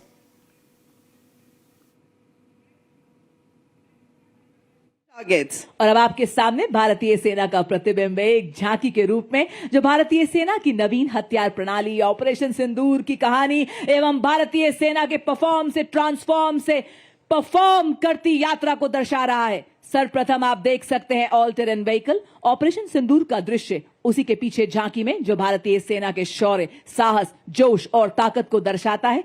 यहां एक सैनिक एक नागरिक को सहारा देते हुए आप देख रहे हैं, जो बता रहा है कि आज जन जन से जुड़ रही है भारतीय सेना। लहराता तिरंगा भारतीय सेना की हर क्षेत्र में विजय का प्रतीक। झांकी में आप देख रहे हैं भारतीय सेना का ब्रह्मास्त्र, ब्रह्मोस मिसाइल एवं इगला, जो कि एक वायु रक्षा प्रणाली है। झांकी में आप मानव सैन्य हाथ एवं रोबोटिक हाथ को भी देख रहे हैं। और आप देख सकते हैं भारतीय सेना के निष्ठावान सिपाही, जो केवल मशीन नहीं है, लोहे के योद्धा हैं। ये रोबोटिक म्यूल्स दुर्गम इलाकों में लॉजिस्टिक्स के राजा हैं और थर्मल कैमरा से लैस दुश्मन की साजिशें नाकाम करते हैं। बड़े ही शान से सलामी मंच के सामने से गुजरते हुए हमारे robotic mules.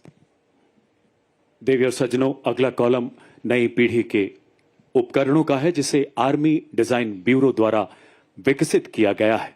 Make in India के तहत हमारे डिफेंस पब्लिक सेक्टर यूनिट और नागरिक उद्योग द्वारा निर्मित इस श्रेणी में सबसे पहले मंच की तरफ बढ़ता अगला वाहन है स्वदेश निर्मित इलेक्ट्रिक ऑल टेरेन व्हीकल, जिसे वीर के नाम से भी जाना जाता है। नेतृत्व 16 राजपुताना राइफल्स के हवलदार शंकर द्वारा। ये ईंधन और रखरखाव की लागत को कम करते हुए सामरिक क्षमता को और सशक्त बनाता है। इसका साइलेंट इलेक्ट्रिक ड्राइव सिस्टम संवेदनशील इलाकों में इसे सरप्राइज प्रदान करता है।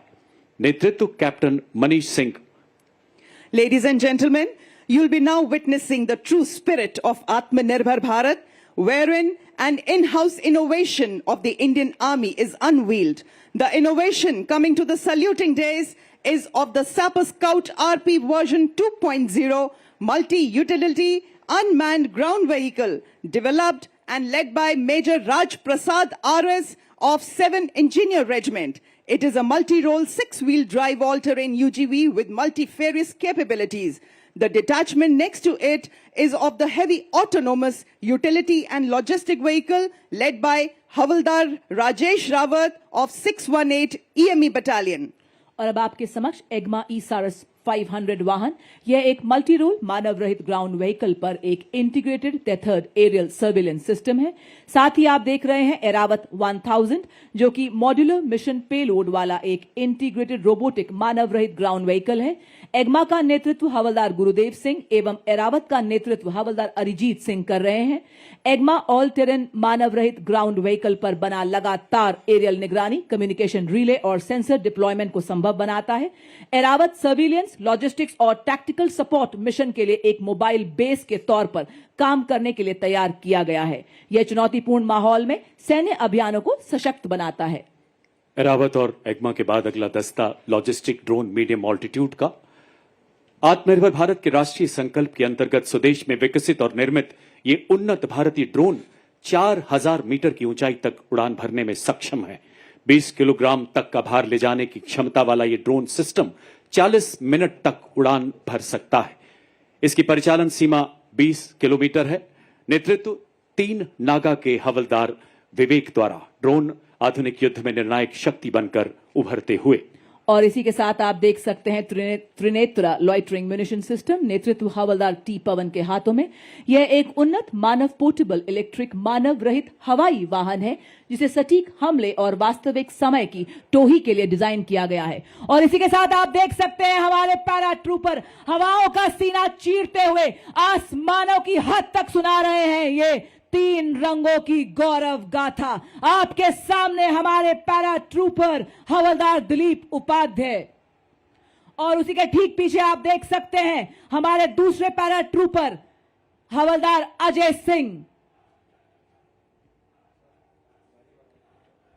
बर्फीले श्वेत सियाचिन में, रेतीले गर्म मरुस्थल में, लहराते हर हर सागर में, घन घन घनेरे जंगल में, तोपों की गर्जन धड़-धड़ में, गगन पवन की सरसर में, जब ये धरती सो जाती है और सो जाता है आसमान, भैरव बटालियन रक्षक तब डटे हुए, निर्भीक निडर सरसीना तान, सरहद पर दिन रात जाग जाग रक्षा करते ये भैरव बटालियन के वीर जवान। इसी के साथ देवी और सज्जनों, आपके समक्ष भारतीय सेना की नवगठित भैरव बटालियन, जैसा नाम वैसा काम। जी हां, भगवान शिव के रुद्र रूप को दर्शाती, जैसे भगवान शिव का उग्र रूप अधर्म और दुष्टों का नाश करता है, उसी प्रकार दुश्मन के नापाक इरादों को नेस्तो नाबूद करने के लिए तैयार भैरव बटालियन आपके सामने हेल मार्च करती हुई बड़ी शान और गर्व से सलामी मंच की ओर बढ़ती second Bhairav battalion Rajputana rifles का दस्ता, जिसका नेतृत्व मेजर चंद्रेश के हाथों में डेजर्ट फैल्कन्स के नाम से जाने जाने वाली यह बटालियन साइलेंट वॉच डेडली किल के मोटो पर आधारित है और सदा सतर्क निगरानी, तीव्र एवं सटीक प्रहार की क्षमता में राष्ट्र सुरक्षा का प्रण लेने वाली यह भैरव बटालियन गीत के माध्यम से सभी में उत्साह एवं जोश भरती हुई। उसी के साथ अगली टुकड़ी चौथी भैरव बटालियन सिख लाए इन्फेंट्री रेजिमेंट की। बटालियन की स्थापना नई पीढ़ी के युद्ध गठन के उद्भव को चिन्हित करती है। रेजिमेंटल ईथॉस में डूबी हुई, भविष्य की हर चुनौती के लिए तैयार, तकनीकी रूप से सशक्त, इन्हें जब भी जहां भी बुलाया जाएगा निर्णायक और सटीक युद्ध के लिए तत्पर। बटालियन का नेतृत्व मेजर मोहित सिंधु के हाथों में बड़े ही शान और शौर्य से आप सबके सामने गुजरती हुई भैरव बटालियन। भैरव बटालियन के बाद मंच की ओर अग्रसर मिक्स स्काउट बटालियन का दस्ता, जो सेना दिवस परेड में पहली बार भाग ले रहा है। नेतृत्व 5 लद्दाख स्काउट के लेफ्टिनेंट ब्रजेश द्वारा। हिमालय की गोद में पले, हिमालय से भी ऊंचे हौसलों वाले माटी के वो सपूत जिन्होंने पहाड़ों से प्रतिबद्धता सीखी तो नदियों से निस्वार्थ सेवा। इसमें शामिल है ज्वाला माता की जय के उद्घोष वाले डोगरा स्काउट्स, लद्दाख की आत्मा कहे जाने वाले लद्दाख स्काउट्स, देवभूमि उत्तराखंड के गढ़वाल स्काउट्स तथा कुमाऊं स्काउट्स और सबसे युवा स्काउट्स सिक्किम स्काउट्स तथा अरुणाचल स्काउट्स के बहादुर राइनो। स्थानीय भाषा और संस्कृति और भूगोल की पहचान इन्हें बेहद सशक्त बनाती है। पहरेदार हिमालय के हम झोंके हैं तूफान के, सुनकर गरज हमारी सीने फट जाते चट्टान के। इनकी सांसों में बर्फीली हवाओं का साहस और लहू में पर्वतों की दृढ़ता बहती है। Filling the air with the courage and inspiration, the combined military band of Maratha Light Infantry and the Sikh Regimental Center steps forward in a perfect harmony of two glorious traditions, led by Subedar Major Kulwant Singh of Sikh Regimental Center and assisted by Subedar Raju Bajantri of Maratha Light Infantry, playing the tune of कदम कदम बढ़ाए जा, खुशी के गीत गाए जा। कदम से कदम मिलाते हुए एकता और देशभक्ति का संदेश हम सभी को सुनाते हुए चल रहे हैं आपके समक्ष मद्रास रेजिमेंट के सक्षम सेनानी, सीना ताने और बताते कि विकास के पथ पर हम ना रुकेंगे, हम ना मुड़ेंगे, हम ना झुकेंगे, बनेंगे आत्मनिर्भर रक्षक और प्रेरक हम शूरवीर सेनानी। आपके समक्ष सबसे पुरानी रेजिमेंट मद्रास रेजिमेंट के वीर नेतृत्व 10 मद्रास के कैप्टन सिद्धार्थ पांडे के हाथों में आदर्श वाक्य, अपना कर्तव्य निभाते वीर गति को प्राप्त करना गौरव की बात है। और अब जयपुर की वीर वसुंधरा पर चौड़ी छाती चटक चाल के साथ अग्रसर राजपूत रेजिमेंट का दस्ता, नेतृत्व 21 राजपूत के लेफ्टिनेंट विकास खत्री द्वारा 250 सालों की गौरवशाली विरासत, जिसमें आजाद भारत के पहले commander in chief field marshal KM. Cariappa एवं पूर्व थल सेनाध्यक्ष जनरल वी.के. सिंह का नाम शामिल है। एक ऐसी प्राचीन रेजिमेंट जिसने आजादी से पहले तथा बाद के सभी प्रमुख युद्धों में भाग लिया, जयो वधो वा संग्राम के मार्ग पर चलकर सर्वत्र विजय का इतिहास रचा। एक परमवीर चक्र, 2 अशोक चक्र, 11 महावीर चक्र और अनेक युद्ध सम्मानों से सुसज्जित युद्ध घोष बजरंगबली की जय। The combined Dogra and Arti band marches forth carrying the rhythm of valor and devotion, playing the tune of Army Star. The band is led by Subedar Major Motilal of Dogra Regiment and is assisted by Subedar Jofar of Arti Regiment. The famous martial tune was composed and arranged for the military band by Shri L.B. Gurung, the former director of music of Military Music Wing. तोपों की गरज से गूंजा आसमान, सीमा पर डटा है भारतीय सेना का जवान। आर्टिलरी रेजिमेंट की अड़िग ये दीवार, दुश्मन के दिल में भरे डर और संगार। जी हां, गॉड ऑफ वॉर कहलाने वाली आर्टिलरी रेजिमेंट का दस्ता आपके सामने, धरती से लेकर अंबर तक इनकी तान। भारत मां के गनज है देश की शान, और इसी शान से बढ़ता हुआ 20 साड़ा रेजिमेंट के कैप्टन गौरव सैनी के नेतृत्व में आर्टिलरी रेजिमेंट का दस्ता बड़े ही शान से सलामी मंच के सामने से गुजरता हुआ। Marching smartly before you is the National Cadet Corps, all-girls marching contingent representing the youth power of the nation. It is led by Senior Under Officer Kavita Kumawat.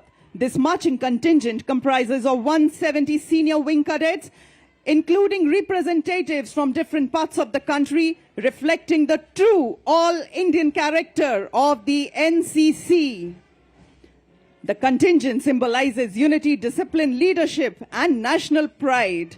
Marching smartly behind the NCC girls contingent, playing the tune "Taakat Watan Ki Humse Hai," is the combined brass band contingent of the National Cadet Corps, comprising of 45 girl cadets of Birla Balika Vidyapeeth Pilani, led by Senior Under Officer Ayushi Jain, and 45 cadets and students of Sainik School Kapurthala, led by Senior Under Officer Aryan Kumar. Together, these young cadets represent a proud blend of grace, discipline, precision, and martial spirit, reflecting the finest traditions of National Cadet Corps. और अब आप marching कंटिंजेंट्स के पीछे brigadier Sanjay Sharma, जिन्होंने core of engineers में commission प्राप्त किया, उन्हें इंडियन मिलिट्री एकेडमी देहरादून से प्रशिक्षण प्राप्त करने का गौरव प्राप्त है, जहां उन्हें टेक्निकल ग्रेजुएट्स में ऑर्डर ऑफ मेरिट में पहला स्थान पाने के लिए सिल्वर मेडल भी दिया गया। इन्हें लद्दाख सेक्टर में कमीशन मिला और इन्होंने वहीं अपने यूनिट को कमांड किया। एक सिविल इंजीनियर होने के साथ साथ उन्होंने डिफेंस सर्विस स्टाफ कॉलेज और नेवल हायर कमांड कोर्स में डिफेंस और स्ट्रेटेजिक स्टडीज में एमएससी और एमफिल की डिग्री भी ली है। उन्होंने 21 नवंबर 2025 को डेप्टी जनरल ऑफिसर कमांडिंग 61 सब एरिया का पदभार ग्रहण किया। देवियों सज्जनों, हमारी सांस्कृतिक विविधता में एकता पूरी दुनिया में हमें विशेष पहचान दिलाती है। भारत के माननीय प्रधानमंत्री श्री नरेंद्र मोदी जी के शब्दों में पूरी दुनिया हैरान रहती है कि इतनी विविधता के बावजूद कैसे एकता के धागे में बंधा रहता है हमारा भारत। राजस्थान के लोक नृत्य, लोक संगीत यहाँ की सांस्कृतिक आत्मा माने जाते हैं। आपके सामने आप देख सकते हैं राजस्थान का प्रसिद्ध लोक नृत्य कच्ची घोड़ी, जो यहाँ की वीर परंपराओं एवं राष्ट्रभक्ति की भावना को जीवंत रूप से प्रस्तुत करता है। इस नृत्य की कथाएं राजस्थान के उन बहादुर योद्धाओं पर आधारित हैं जिन्होंने विदेशी आक्रमणकारियों के विरुद्ध आवाज उठाई। लोक गायक जब वीर गाथाएं गाते हैं तो श्रोताओं की आंखें नम हो जाती हैं। और आप देख सकते हैं पारंपरिक लोक नृत्य दंगल, जिसे वीर रस और युद्ध अभ्यास का प्रतीक माना जाता है। कलाकार लाठियों के साथ तालबद्ध तरीके से सामूहिक नृत्य करते हैं। ढोल नगाड़ों की गूंज लोक संस्कृति, शौर्य और अनुशासन को दर्शाती है। रेत की छाती पर जब सूरज अंगार बरसाता है, राजस्थान की माटी में वीर रस को जगाता है, और जो दंगल नृत्य के रूप में उभरता है। और इसके पीछे आप देख सकते हैं राजस्थान की मनोहारी झांकी, जिसके अग्रणी भाग में स्थित कठपुतली राजस्थान की लोक चेतना की साक्षात अभिव्यक्ति है। मध्य भाग में टेराकोटा की प्रसिद्ध शिल्पकला अपनी परंपरा की खुशबू बिखेर रही है। साथ ही आप देख सकते हैं भरतपुर की फूलों के रंगों की होली का दृश्य प्रदर्शित है, जो रंगों से नहीं बल्कि भावों से खेली जाती है। यहाँ मयूर नृत्य भी प्रस्तुत किया गया है, जिसमें नर्तक मोर की चाल और सौंदर्य का सजीव चित्रण प्रस्तुत कर रहे हैं। और अब इनके ठीक पीछे यहाँ का एक और मशहूर नृत्य गैर नृत्य, ढोल और नगाड़ों की ताल पर अपने रंगीन परिधानों में सामूहिक आयोजनों तथा त्योहारों में इसे विशेष रूप से प्रस्तुत किया जाता है।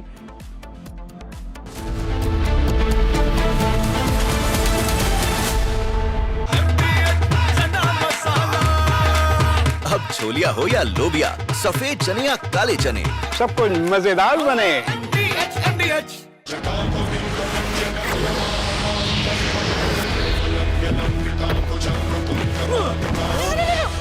मेरी चिमनी टूट जाएगी। What are you doing? रानी, इस घर में कुछ है जो टूटता नहीं। ये पिलर कभी नहीं टूटेगा। रुंगटा स्टील TMT से बना। रुंगटा नहीं तो घर स्ट्रॉन्ग नहीं। रुंगटा स्टील TMT बार एकदम solid.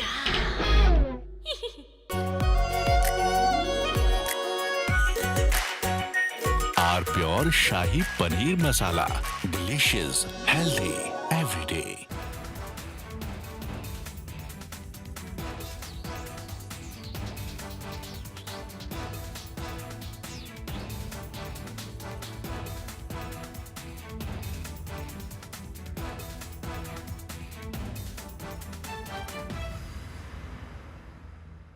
The icy cold waters of the Atlantic Ocean are getting hot, and how?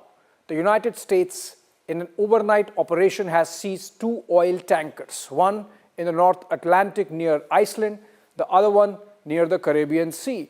The one caught or seized near Iceland is Russia flagged, and the one that's caught near the Caribbean Sea was apparently a shadow tanker, a dark tanker carrying Venezuelan oil to China.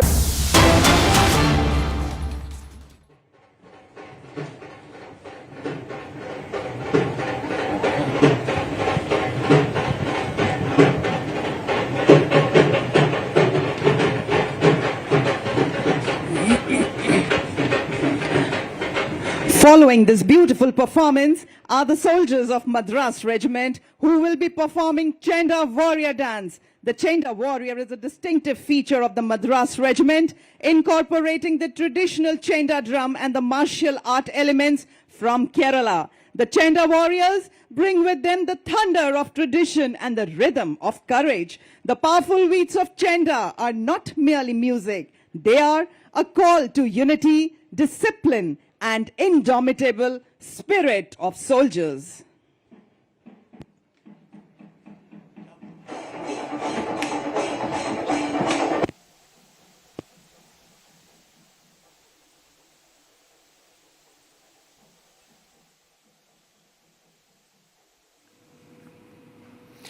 All right, these are the visuals you're getting live from Jaipur, live visuals from Jaipur of the Army Day Parade on your television screen. As you can see, this is the 78th Army Day celebrations which are unfolding in Jaipur. This is the first time that's happening in Jaipur, in the Pink City. Various cultural performances on display during this Army Day Parade, and first time outside a military cantonment in Jaipur, the Pink City. You can see CM also present there, and this shows the Indian Army's valor and also the cutting-edge prowess directly to the heart of the Pink City. परिंदों को नहीं दी जाती तालीम उड़ानों की, वो खुद तय करते हैं मंजिल आसमानों की।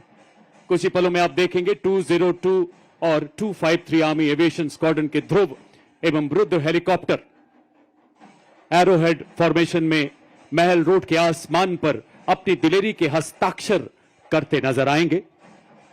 आप इसमें देखेंगे सबसे आगे एडवांस्ड लाइट हेलीकॉप्टर ध्रुव, कमान संभाल रहे हैं लेफ्टिनेंट कर्नल अरुण पांडे। उसके पीछे advanced light helicopter WSI Rudra pilot colonel Ashutosh Sharma और लेफ्टिनेंट कर्नल अजय सिंह। आज समुद्र तट से लेकर दुनिया के सबसे ऊंचे रण क्षेत्र सियाचिन तक हर मिशन का हिस्सा बन रहे हैं ध्रुव और रुद्र। आपकी जोरदार तालियों के बीच स्वागत करें हमारे इन वायु योद्धाओं का।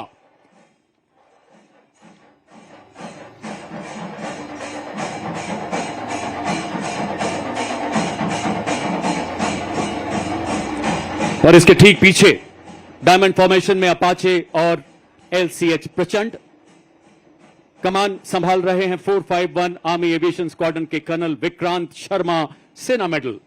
अपाचे के पीछे भारतीय वायुसेना के 2 लाइट कॉम्बैट हेलीकॉप्टर प्रचंड कमान ग्रुप कैप्टन अनुभव महिंद्रा।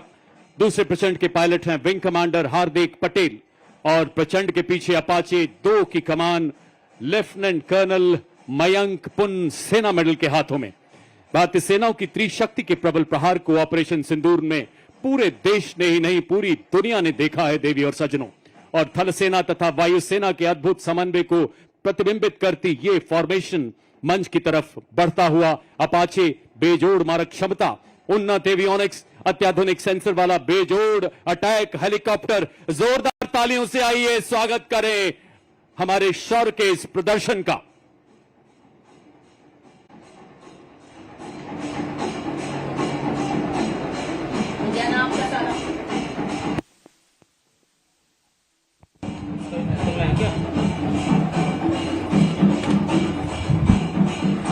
देवी और सज्जनों, आज राजस्थान की राजधानी एवं शाही विरासत और हमारे समृद्ध इतिहास को अपने हृदय में बसाए गुलाबी शहर में आपने समर्थ भारत की सक्षम सेना के शौर्य को देखा। रिफॉर्म से ट्रांसफॉर्म से परफॉर्म करती भारतीय सेना की ताकत को देखा। आपने देखा उन स्वदेशी निर्मित हथियारों जिन्होंने दिया दुश्मन को मुंह तोड़ जवाब और लहराया जीत का परचम।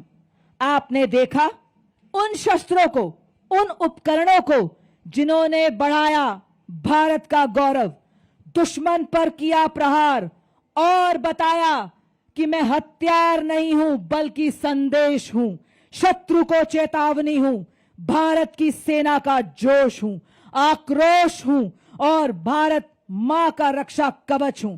साथ ही आप रूबरू हुए भारत की संस्कृति से, मानो मिनी भारत को देखा हो आज आपने। और अब इसी बीच आपके सामने साहस, तकनीकी कौशल, शारीरिक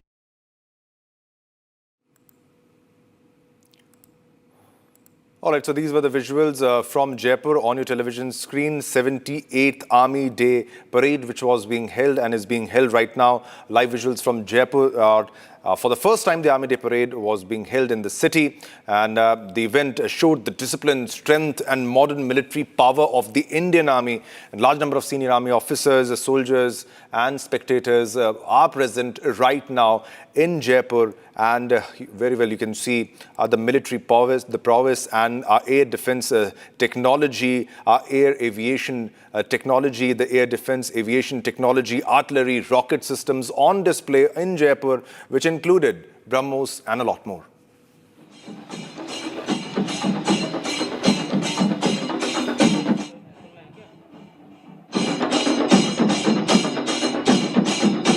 देवी और सज्जनों, आज राजस्थान की राजधानी एवं शाही विरासत और हमारे समृद्ध इतिहास को अपने हृदय में बसाए गुलाबी शहर में आपने समर्थ भारत की सक्षम सेना के शौर्य को देखा। रिफॉर्म से ट्रांसफॉर्म से परफॉर्म करती भारतीय सेना की ताकत को देखा। आपने देखा उन स्वदेशी निर्मित हथियारों जिन्होंने दिया दुश्मन को मुंह तोड़ जवाब और लहराया जीत का परचम। आपने देखा उन शस्त्रों को, उन उपकरणों को जिन्होंने बढ़ाया भारत का गौरव, दुश्मन पर किया प्रहार और बताया कि मैं हथियार नहीं हूं बल्कि संदेश हूं, शत्रु को चेतावनी हूं, भारत की सेना का जोश हूं, आक्रोश हूं और भारत मां का रक्षा कवच हूं। साथ ही आप रूबरू हुए भारत की संस्कृति से, मानो मिनी भारत को देखा हो आज आपने। और अब इसी बीच आपके सामने साहस, तकनीकी कौशल, शारीरिक कुशलता में निपुण, देश सेवा में अटल अडिग सेना सेवा कोर के जांबाज आपको ऐसा नजारा दिखाने जा रहे हैं कि आपके रोंगटे खड़े हो जाएंगे और कुछ पलों के लिए आप पलक झपकना भी भूल जाएंगे। यह है सेना सेवा कोर के टॉर्नेडोज, जो कि देश सेवा में सदैव तैयार। जी हां देवियों और सज्जनों, आपके सामने लेकर आ रहे हैं 93 टॉर्नेडोज के साहस का सैलाब लेकर आ चुके हैं टीम के कैप्टन मेजर अमृत पांडा, जिन्होंने दी प्रभावशाली सलामी मुख्य अतिथि को। ये बता रहे हैं हर तूफान से लड़ने को अकेला ही काफी हूं मैं। और इसी के ठीक पीछे आकाश तीर फॉर्मेशन, ये भारतीय सेना को बता रहा है कि सदैव लक्ष्य की ओर एकाग्र हैं हम। पांव हमारे रुकते नहीं, वार हमारा चूकता नहीं, चाहे आए कोई भी विपदा, सेवा में सदैव तत्पर, इंतजार बस आह्वान का। और इसी के साथ, वाह क्या बात है, इन्होंने तो बाइक को ही जिम बना दिया है। क्या संतुलन, क्या एकाग्रता। हम सबको व्यायाम का महत्व, शारीरिक एवं मानसिक स्वास्थ्य को बनाना हर हाल में अनिवार्य है का संदेश देते हुए बता रहे हैं फिट रहेगा इंडिया तभी तो खिलेगा इंडिया। और अब आपके सामने तेजस लड़ाकू वाहन, जिसका जन्म भारत की मिट्टी में हुआ, और इसी तेजस विमान के गौरव को, जो कि भारत मां का ताज है, दर्शाते हुए हमारे टॉर्नेडोज, जो कि मोटर बाइक पर सीढ़ी पर चढ़कर तेजस फॉर्मेशन को दर्शा रहे हैं। ये रील के नहीं, रियल हीरोज हैं देवियों और सज्जनों। वजन में हूं मैं हल्का, पर प्रहार में भारी, वायु सेना का ब्रह्मास्त्र। और अब आपके सामने बड़ी फॉर्मेशन में हमारे वीर, ये बताते हुए कि हर हाल में हम तेज हैं, बर्फीली चोटियों पर टिके हैं और दुश्मन को नेस्तो नाबूद करने के लिए सक्षम हैं। और अब आपके सामने गन फॉर्मेशन बनाते हुए हमारे जाबाज, बेहतरीन तालमेल, पूरी तरह से मुस्तैद, सामंजस्य से आगे बढ़ते हुए, पैनी निगाहें, सटीक वार, चूक की कोई गुंजाइश नहीं। जी हां, ये बता रहे हैं आज भारतीय सेना आत्मनिर्भर हो रही है, आज नए नए आसमान छू रही है। और अब आपके सामने एएससी रॉकेट को दर्शाते हुए हमारे टॉर्नेडोज, नई जागरण, नई किरण हम, नई प्रगति, नया सृजन हम, वैज्ञानिक तकनीकों वाले हम ले आए नए उजाले। जी हां देवियों और सज्जनों, और अब आप देख सकते हैं व्हीले बुलेट के माध्यम से हाथों की मजबूती और हृदय में धड़कती देशभक्ति से गजब का संतुलन बनाते हुए और बताते हुए आज हर विपदा से लड़ रही है भारतीय सेना, नए नए आसमान छू रही है भारतीय सेना। आकाश थर्राए, उड़े जब ब्रह्मोस तेज, ध्वनि से तीव्र, शत्रु का संहारक, समुद्र भूमि आकाश से प्रहार करे, दुश्मन के हृदय में भय का संचार करे, ब्रह्मोस फॉर्मेशन को दर्शाते हुए हमारे टॉर्नेडोज। और अब आपके सामने लोटस की फॉर्मेशन में आ रहे हैं हमारे जाबाज, सेना दिवस के 78 वर्ष पूरे होने की भव्यता में चार चांद लगाते हुए हमारे जाबाज। और इसी बीच भारतीय वायुसेना के 3 जगुआर लड़ाकू विमान आज अपनी शौर्यपूर्ण उपस्थिति दर्ज कराते हुए जो नाल एयरफोर्स स्टेशन से हमारे बीच पहुंचे हैं। और क्या बात है, क्या एकाग्रता है, क्या संतुलन है, क्या तालमेल है। ये देखिए, अद्भुत नियंत्रण के साथ आकाश में पंख फैलाए, बाज की आकृति में टॉर्नेडोज, इनके विश्वास का सूरज कभी धुंधला नहीं पड़ता, इनके हौसलों की कश्तियां तूफानों से भिड़ जाती हैं, इनकी हिम्मत कभी नहीं लड़खड़ाती है। और अब आपके सामने शक्ति और गति का प्रतीक सुदर्शन चक्र फॉर्मेशन को दर्शाते हुए ठीक हमारे टॉर्नेडोज ये बता रहे हैं कि भारतीय सेना वही चक्र है क्योंकि आज अपाचे हेली, ब्रह्मोस मिसाइल चक्रबंद दुश्मन को नष्ट कर रहे हैं। सुदर्शन चक्र फॉर्मेशन में हमारे जांबाज और उसी के ठीक पीछे महान देश भारत का राष्ट्र चिन्ह को दर्शाते हुए हमारे योद्धा, साहस, शक्ति, शांति, एकता और हमारी सांस्कृतिक विरासत का प्रतिनिधित्व करता अशोका पिलर फॉर्मेशन में हमारे टॉर्नेडोज। और ये देखिए, उड़ता टैंक कहलाने वाला अपाचे हेलीकॉप्टर की गर्जना को अपने जोश और अद्भुत संतुलन से आपके समक्ष दिखाते हुए हमारे टॉर्नेडोज ये बता रहे हैं कि अपाचे जब उड़ान भरे, आकाश में राज करे, नाइट विजन में तेज, टैंक किलर अपाचे। और ये देखिए 7 मोटर बाइक्स पर 32 टॉर्नेडोज, ह्यूमन पिरामिड जैसे हिमालय पर्वत, अपना राष्ट्रीय ध्वज, भारतीय सेना का ध्वज और सेना सेवा कोर के ध्वज को बड़े शान से लहराते हुए और बताते हुए कि हर सैनिक हिमालय है, हर सैनिक का संकल्प हिमालय है, हर सैनिक की धड़कन हिमालय है। आंधियां आए तो सही, बाधाएं आए तो सही, खड़े हैं हम फौलादी, कोई आंख उठाए तो सही। इनका अंदाज दुनिया से निराला है, इनका अंदाज दुनिया से निराला है। जिन हादसों से डर जाते हैं लोग, इन्हें उन्हीं हादसों ने पाला है। देवी और सज्जनों, ये थे भारतीय थल सेना के टॉर्नेडोज का हैरत अंगेज प्रदर्शन, जो आपको लंबे समय तक रोमांचित करता रहेगा। हमें आशा है कि भारतीय सेना का ये शौर्य प्रदर्शन हम सबको सदैव प्रेरणा देगा। देवी और सज्जनों, थल सेना अध्यक्ष महोदय तथा समस्त सैन्य परिवार की ओर से हम राजस्थान सरकार के हृदय से आभारी हैं, जिनके अथक प्रयासों से सेना मुख्यालय के तत्वाधान में सप्त शक्ति कमान द्वारा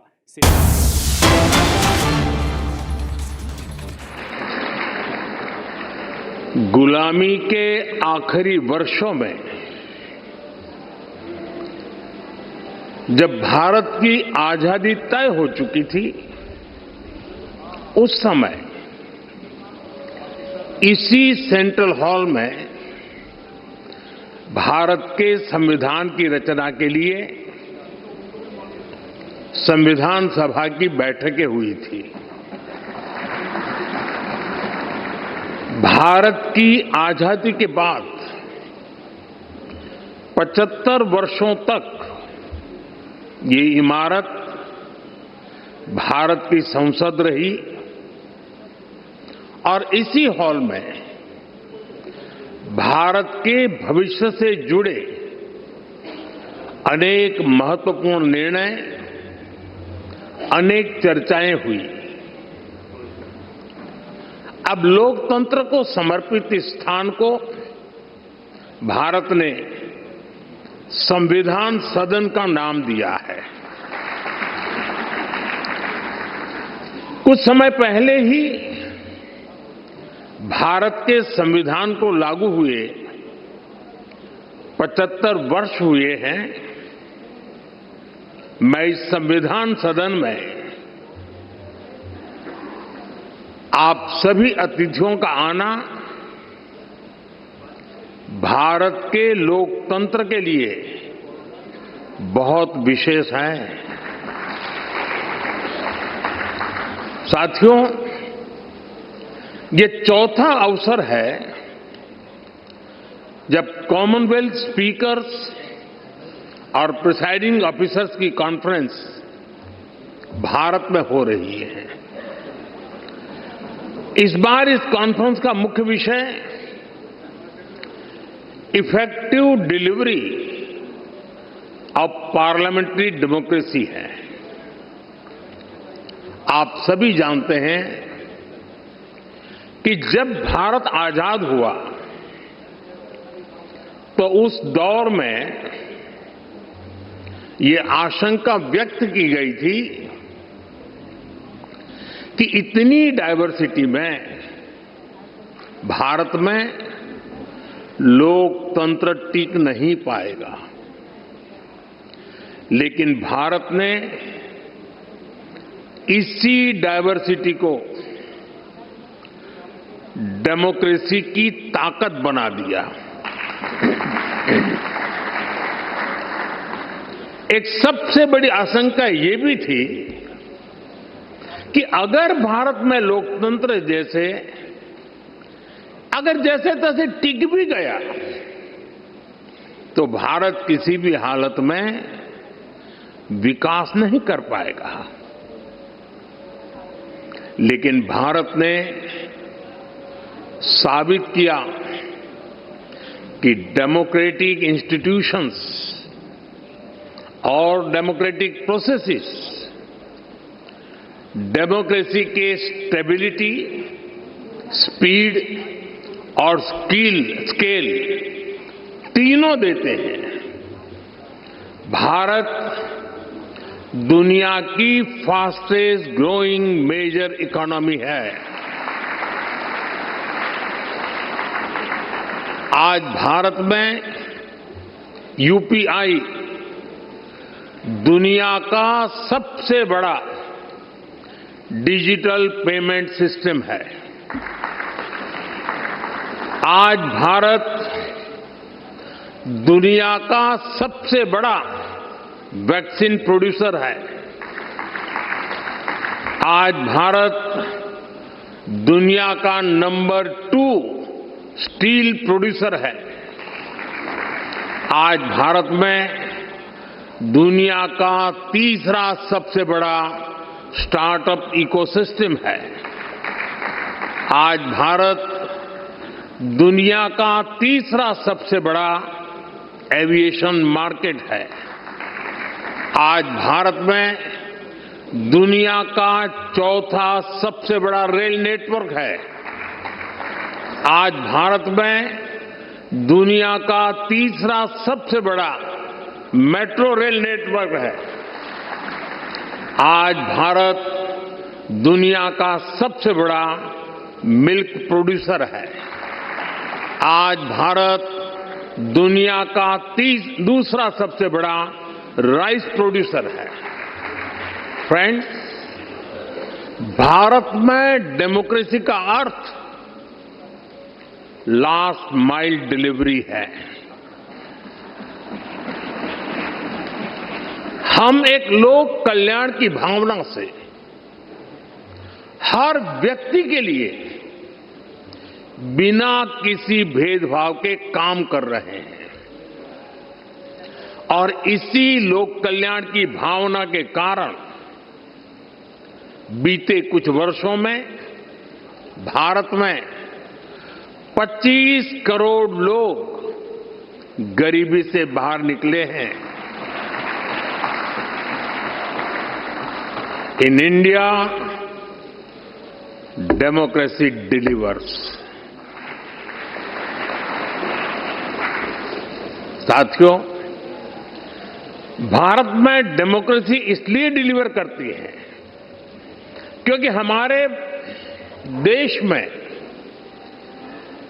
और भारत में देश की जनता ही हमारे लिए सर्वोपरि है। हमने उसकी एस्पिरेशंस को, जनता जनार्दन के सपनों को प्राथमिकता बनाया है। उसके रास्ते में कोई बाधा ना आए, इसके लिए प्रोसेस से लेकर टेक्नोलॉजी तक हर चीज को डेमोक्रेटाइज किया है और ये डेमोक्रेटिक स्पिरिट हमारी रगों में, हमारे मन में है, हमारे संस्कार में है। मैं आपको एक उदाहरण देता हूं। कुछ साल पहले पूरा विश्व कोरोना की आपदा से जूझ रहा था। भारत में भी संकट कम नहीं था,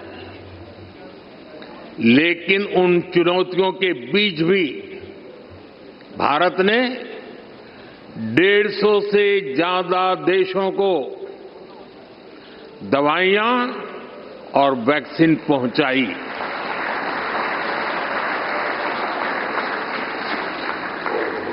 लोगों का हित, लोगों की भलाई और उनका कल्याण, ये हमारा संस्कार है और ये संस्कार हमें हमारे लोकतंत्र ने दिए हैं। Friends, many of you know India as the world's largest democracy.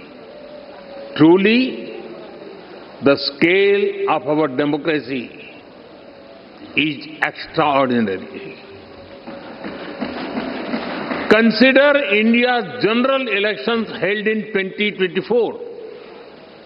They were the largest democratic exercise in human history.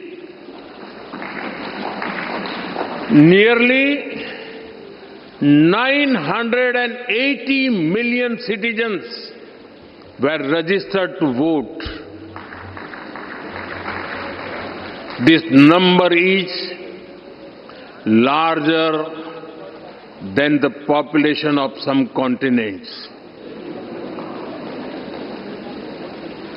There were more than 8,000 candidates and over 700 political parties.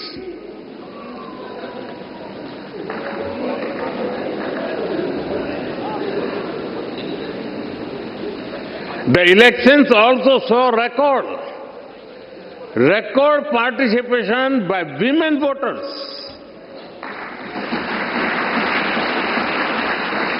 Today, Indian women are not only participating, but are also leading the way.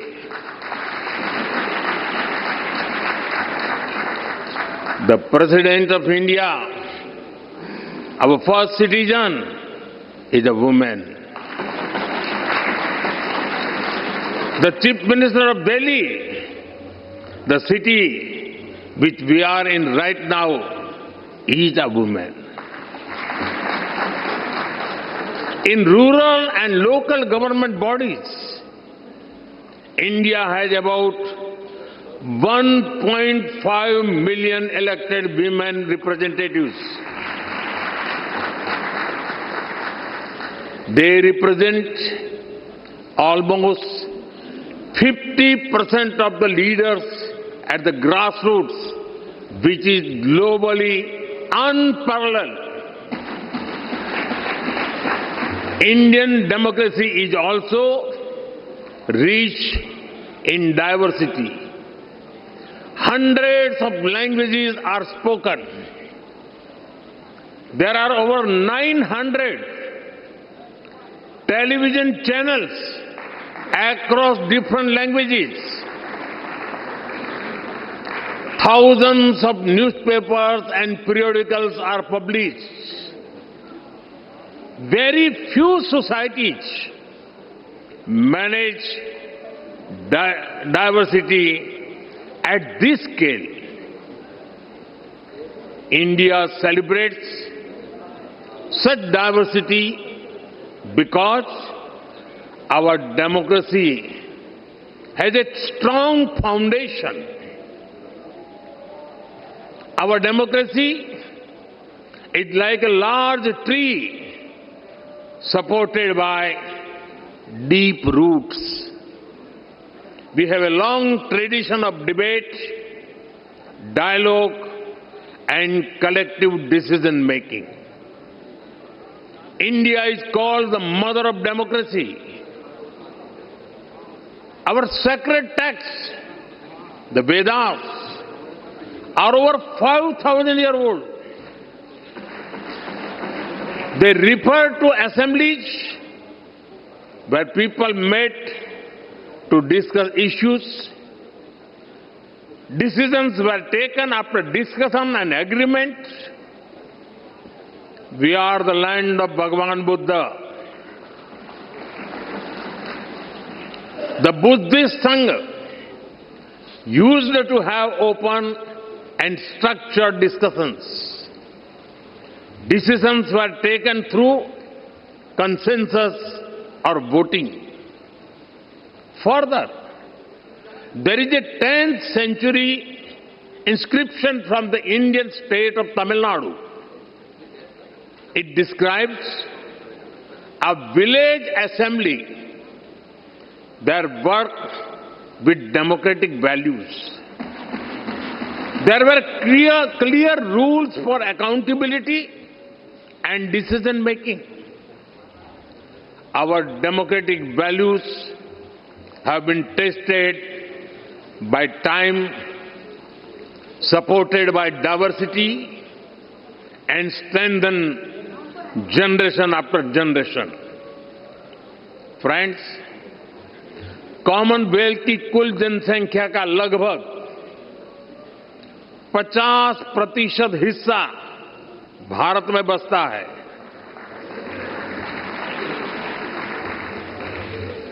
हमारा प्रयास रहा है कि भारत सभी देशों के विकास में ज्यादा से ज्यादा योगदान दें। कॉमनवेल्थ के सस्टेनेबल डेवलपमेंट गोल्स में health, climate change, economic growth और इनोवेशन के क्षेत्र में हम पूरी जिम्मेदारी के साथ अपने कमिटमेंट्स को पूरा कर रहे हैं। भारत आप सभी साथियों से सीखने का निरंतर प्रयास करता है और हमारा ये भी प्रयास होता है कि भारत के अनुभव अन्य कॉमनवेल्थ पार्टनर्स के काम आए। फ्रेंड्स, आज जब दुनिया अभूतपूर्व परिवर्तन के दौर से गुजर रही है, तब ग्लोबल साउथ के लिए भी ये नए रास्ते बनाने का समय है।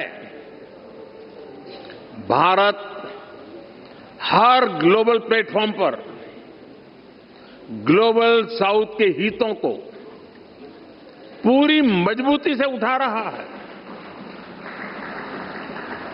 अपनी G20 अध्यक्षता के दौरान भी भारत ने ग्लोबल साउथ की चिंताओं को वैश्विक एजेंडे के केंद्र में रखा है। भारत का ये लगातार प्रयास है कि हम जो भी इनोवेशन करें उससे पूरे ग्लोबल साउथ को लाभ हो, कॉमनवेल्थ देशों को फायदा हो। हम ओपन सोर्स टेक प्लेटफॉर्म भी बना रहे हैं ताकि ग्लोबल साउथ के हमारे साथी देश भी अपने यहां भारत जैसी व्यवस्थाएं विकसित कर सकें। फ्रेंड्स, इस बार की कॉन्फ्रेंस का एक प्रमुख लक्ष्य ये भी है कि कैसे हम अलग अलग तरीकों से पार्लियामेंट्री डेमोक्रेसी की नॉलेज और अंडरस्टैंडिंग को प्रमोट करें। इसमें स्पीकर्स और प्रिसाइडिंग ऑफिसर्स दोनों की भूमिका बहुत महत्वपूर्ण है। ये काम लोगों को देश के डेमोक्रेटिक प्रोसेस में बड़ी भूमिका से जोड़ने का काम है। भारत की संसद पहले से ही ऐसे काम को कर रही है। Study tours, customised training programmes और इंटर्नशिप के माध्यम से जनता को संसद को और करीब से जानने का मौका मिला है। हमने अपनी संसद में एआई की मदद से डिबेट्स और हाउस प्रोसीडिंग्स को रियल टाइम में रीजनल लैंग्वेजेज में ट्रांसलेट करने का काम शुरू किया है। संसद से जुड़े रिसोर्सेज को भी एआई की मदद से यूजर फ्रेंडली बनाने का काम हो रहा है और इससे हमारी यंग जनरेशन को भी संसद को समझने, उनको बेहतर अवसर मिल रहा है। फ्रेंड्स, अब तक मुझे आपकी संस्था से जुड़े 20 से ज्यादा सदस्य देशों में जाने का अवसर मिला है।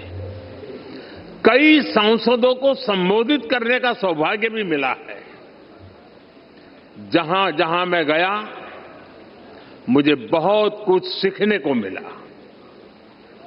मैं हर बेस्ट प्रैक्टिस को लोकसभा के हमारे अध्यक्ष और राज्यसभा के चेयरमैन और डिप्टी चेयरमैन महोदय के साथ आकर के तुरंत अपने अनुभवों को साझा करता रहा हूं।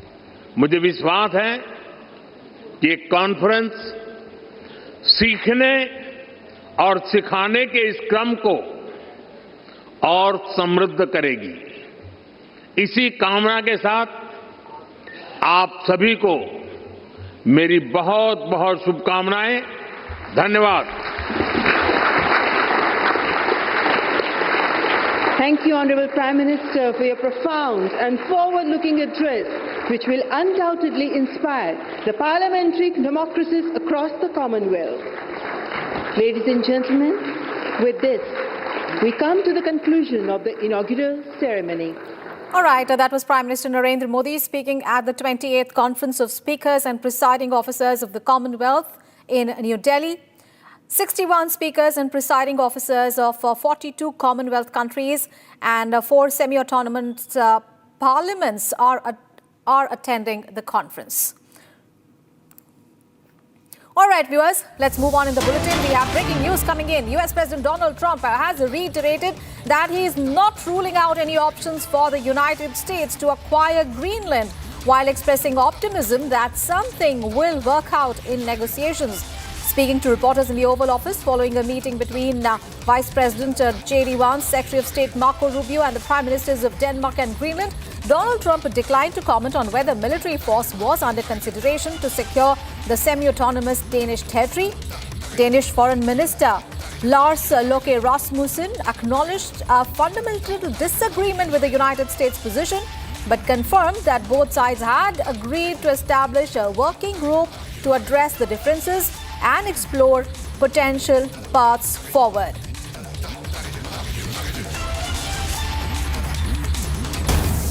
All right, viewers, more breaking news coming in. Enforcement Directorate has approached the Supreme Court with a fresh application ahead of the hearing in the IPAC raids matter, seeking the suspension of West Bengal Director General of Police Rajiv Kumar. In its plea, the ED has also called for disciplinary action against senior officials of the West Bengal Police, alleging misconduct and lack of cooperation during the agency's investigation.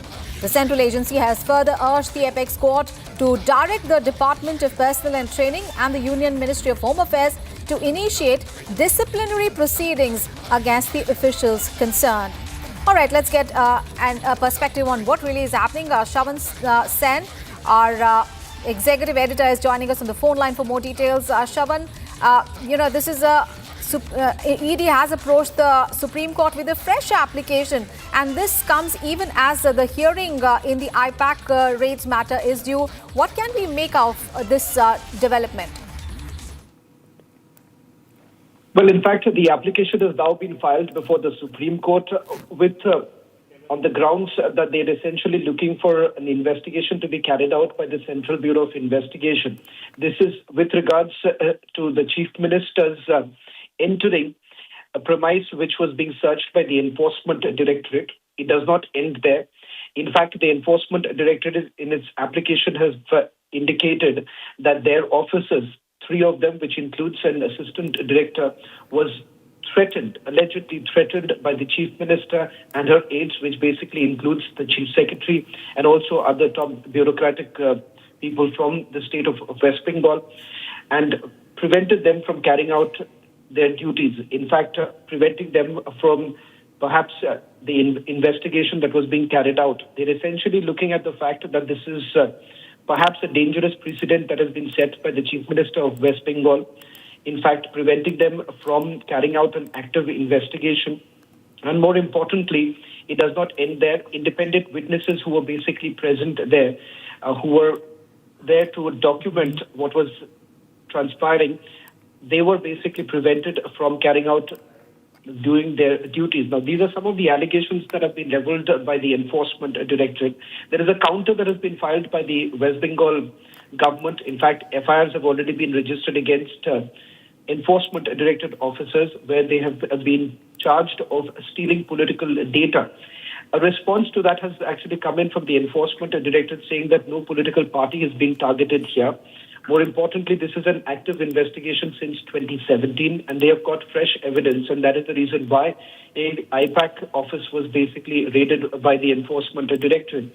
In fact, they have specific information and reason to believe that Hawala transactions that took place during the Goa elections were basically routed through IPAC. IPAC essentially received the money in Goa, and these are some of the serious allegations that have been leveled by the Enforcement Directorate, and they believe that they need space for carrying out this entire investigation. In fact, the enforcement directorate is not only looking for some sort of a reprieve in this particular case, because their entire investigation has come to a grinding halt following what we witnessed last week. And that is the reason why it is important to highlight that the enforcement directorate is also looking at some sort of stricture coming in from the court, preventing the chief minister from further interference in the case.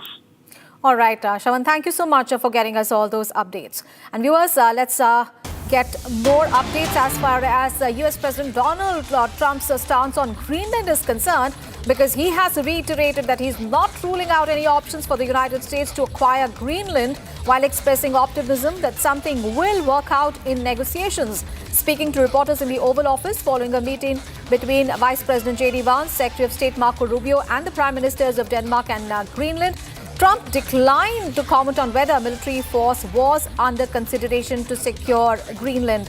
Let's get a perspective on what this really means. Abhishek Kapoor, our senior editor, is now joining us on the phone line for more details. Abhishek, now, ahead of this high-stakes meeting, US President Donald Trump had said that anything less than the US control of Greenland would be unacceptable.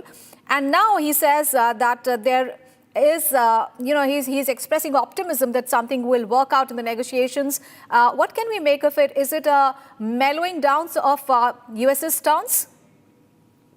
Well, it can, of course, be that only, given the kind of toughening of posture we have seen coming in from Denmark and Greenland. Remember their respective foreign ministers who are in Washington, D.C., the kind of statements they have made. It amounts to escalation from Europe, from NATO, to the extent that Foreign Minister Rasmussen of Denmark has said that we are increasing our military presence in Greenland, in the northern Arctic region. So I think it's not going to be easy for President Trump, for whatever saber rattling we are seeing, for whatever Trumpist positioning we are seeing, to drive roughshod through Europe, because it's going to be a real test of the transatlantic alliance.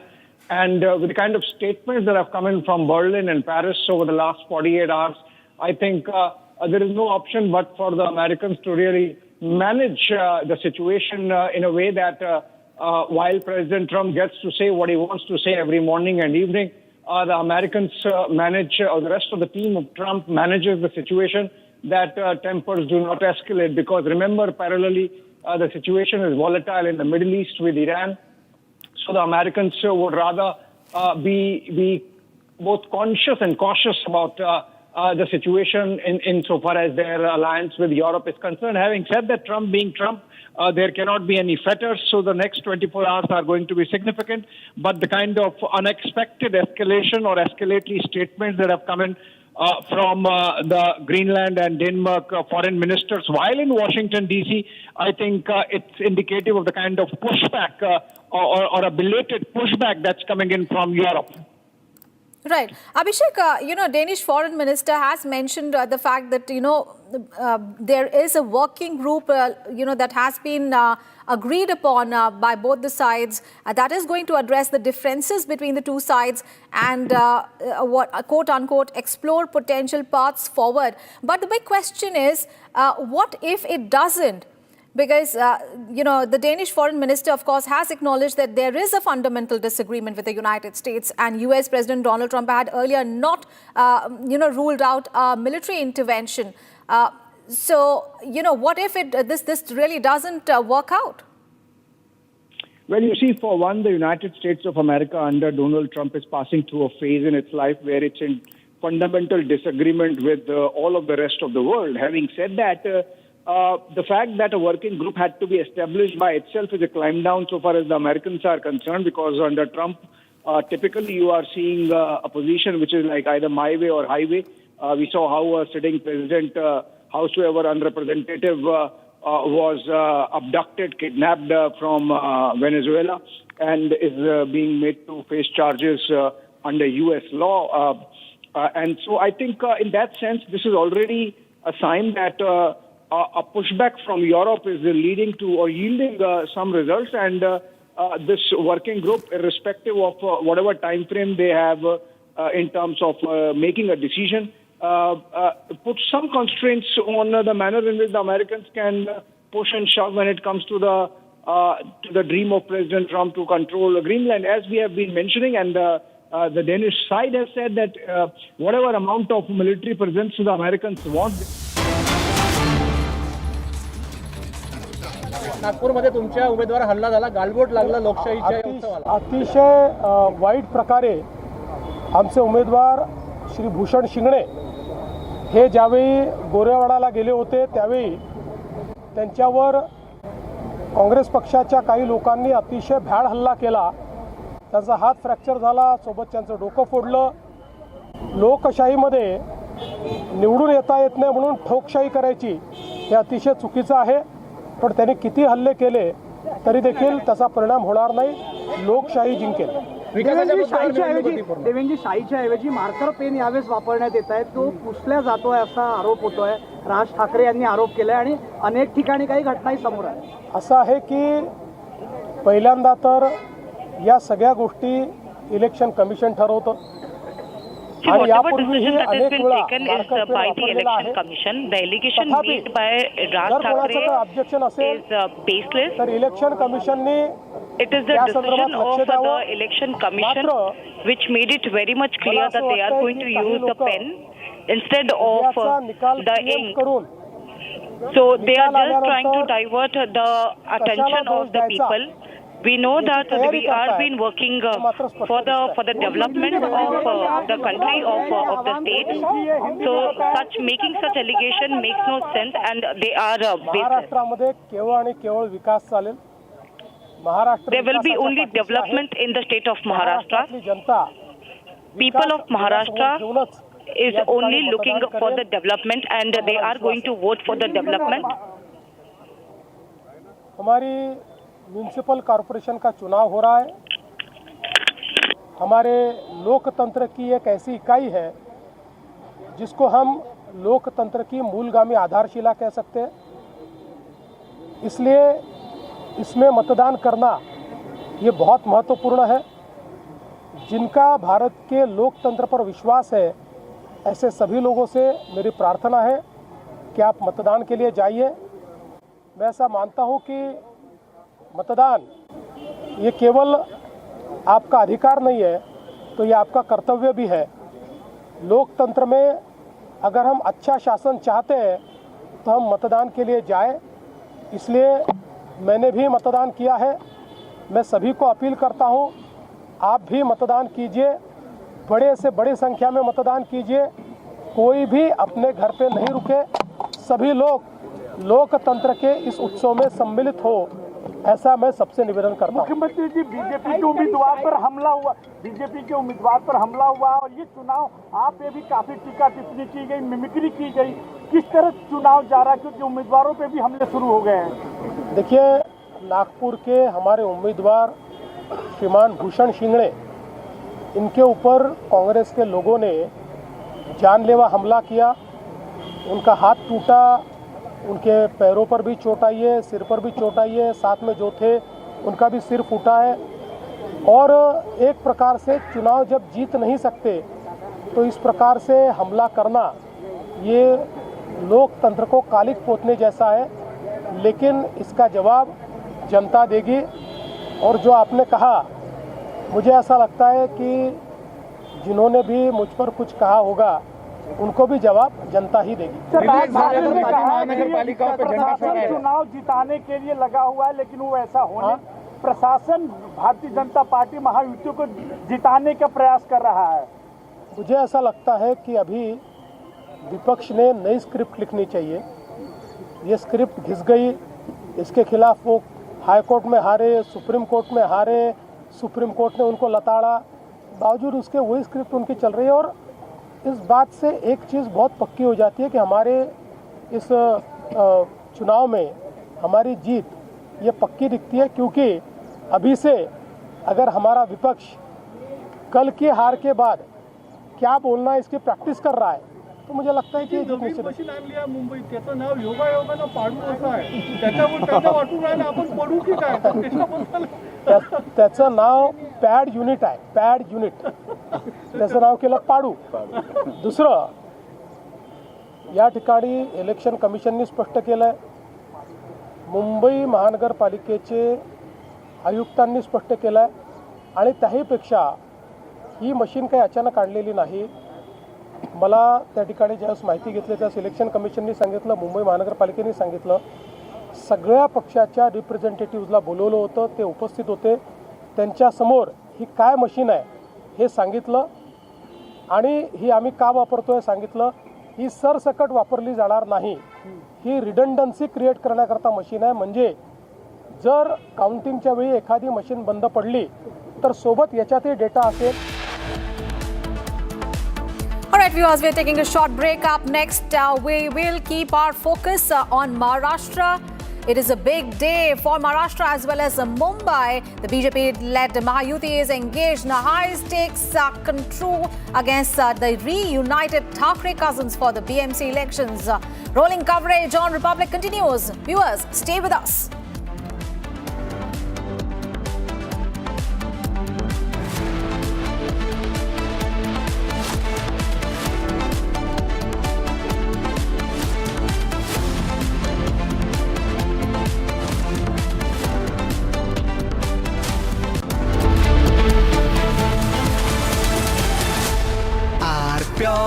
सूजी pasta उबालो मिलाओ और खाओ 8 minute में तैयार. क्या taste है सबका राजा हार्डकोर मसाला. केसरिया से मन जोगी हुआ रे, दिल झूमे देखो मतवारा हुआ रे. केसरिया से मन जोगी हुआ. हर पल मनाओ केसरी त्योहार. विमल बोलो जुबान Kesari. The icy cold waters of the Atlantic Ocean are getting hot, and how? The United States, in an overnight operation, has seized 2 oil tankers, one in the North Atlantic near Iceland, the other one near the Caribbean Sea. The one caught or seized near Iceland is Russia flagged, and the one that's caught near the Caribbean Sea was apparently a shadow tanker, a dark tanker carrying Venezuelan oil to China. Now, both the tankers were carrying Venezuelan oil, which is sanctioned by the United States. There is an embargo. It's interesting and a little curious how the 2 tankers could leave such heavily guarded waters, which are guarded both by the US Coast Guard and the US Navy, and reach this far. In fact, in the case of the merchant vessel Marinera, which is Russia flagged and was caught near Iceland by the US Navy with help from the United Kingdom Navy, the US Navy was on the chase, hot on the chase of this vessel for about 2 weeks, which shows that it was completely trapped. On the live report at 12 p.m., the story of the 16 Indian sailors who have been arrested in Iran, their families and the company that they worked for is fighting for justice to ensure that the Iranian guards free them as soon as possible. The matter could even go to court. On the live report at 12 p.m.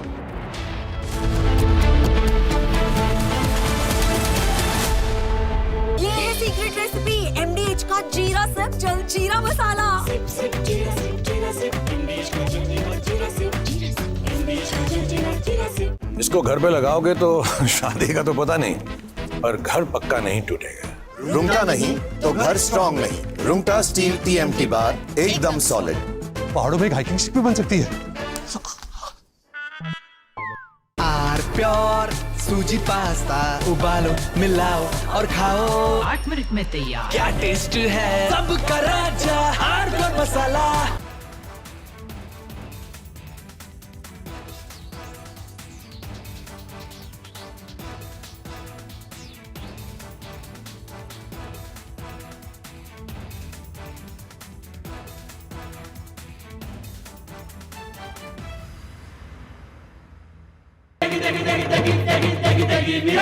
MDH की देगी मिर्च. देगी मिर्च का तड़का अंग अंग फड़का. MDH की देगी मिर्च. The icy cold waters of the Atlantic Ocean are getting hot, and how? The United States, in an overnight operation, has seized 2 oil tankers, one in the North Atlantic near Iceland, the other one near the Caribbean Sea. The one caught or seized near Iceland is Russia flagged, and the one that's caught near the Caribbean Sea was apparently a shadow tanker, a dark tanker carrying Venezuelan oil to China. Now, both the tankers were carrying Venezuelan oil, which is sanctioned by the United States. There is an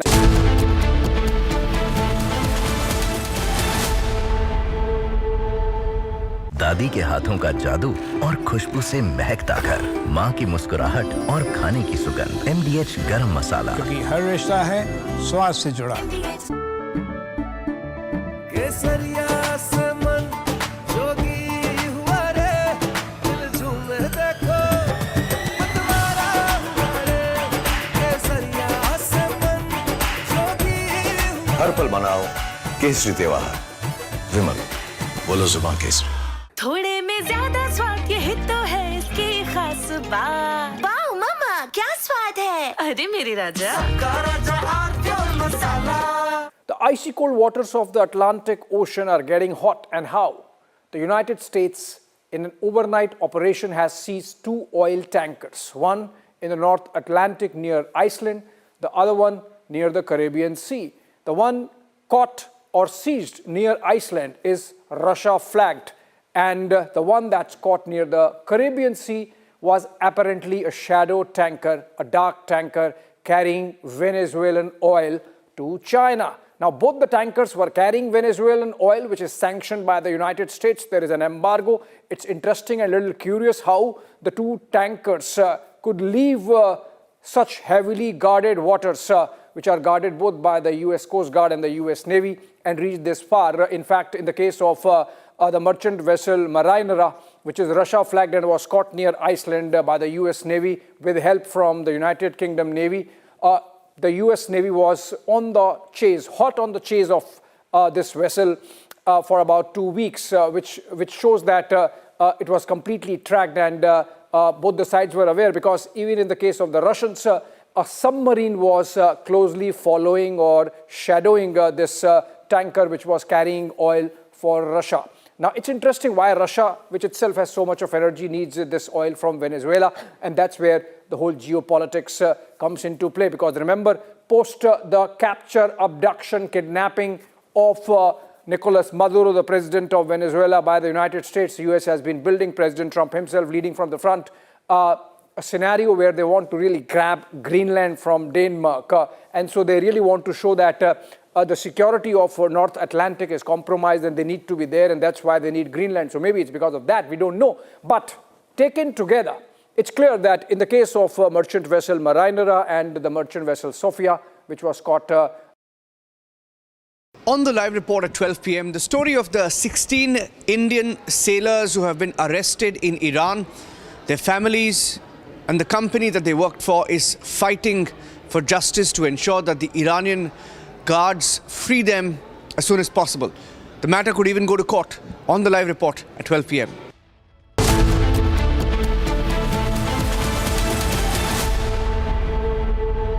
MDH की हल्दी मिर्ची धनिया करे कमाल, ये रंग दे, ये खुशबू दे, ये तीखा, ये कम पड़े, क्या निराला MDH masala.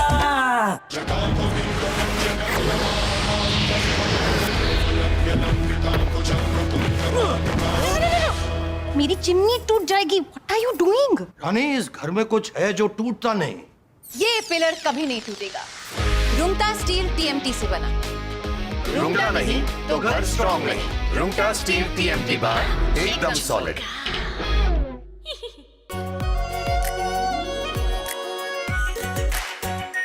Are pure shahi paneer masala, delicious, healthy every day.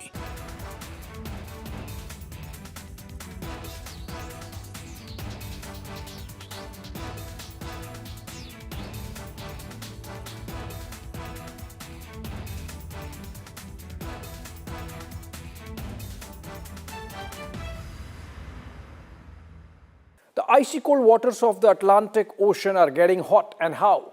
The United States, in an overnight operation, has seized 2 oil tankers, one in the North Atlantic near Iceland, the other one near the Caribbean Sea.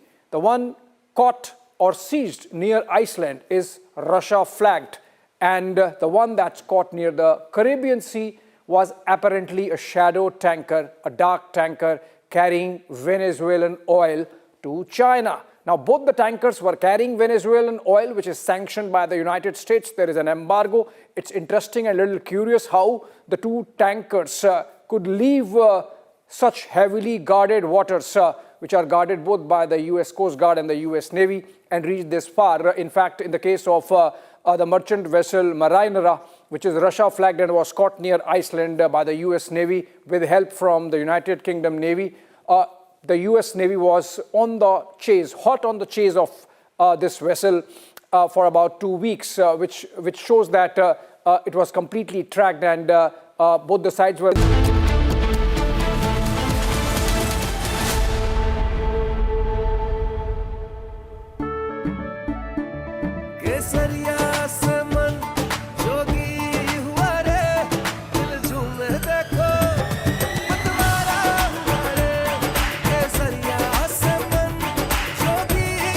हर पल मनाओ केसरी त्योहार। विमल, बोलो जुबान Kesari. Are pure सूजी pasta उबालो मिलाओ और खाओ 8 minute में तैयार। क्या टेस्ट है सबका राजा आर प्योर मसाला। The icy cold waters of the Atlantic Ocean are getting hot, and how? The United States, in an overnight operation, has seized 2 oil tankers, one in the North Atlantic near Iceland, the other one near the Caribbean Sea. The one caught or seized near Iceland is Russia flagged, and the one that's caught near the Caribbean Sea was apparently a shadow tanker, a dark tanker carrying Venezuelan oil to China. Now, both the tankers were carrying Venezuelan oil, which is sanctioned by the United States. There is an embargo. It's interesting and a little curious how the two tankers could leave such heavily guarded waters, which are guarded both by the US Coast Guard and the US Navy, and reach this far. In fact, in the case of the merchant vessel Marinera, which is Russia flagged and was caught near Iceland by the US Navy with help from the United Kingdom Navy, the US Navy was on the chase, hot on the chase of this vessel for about 2 weeks, which shows that it was completely tracked, and both the sides were aware, because even...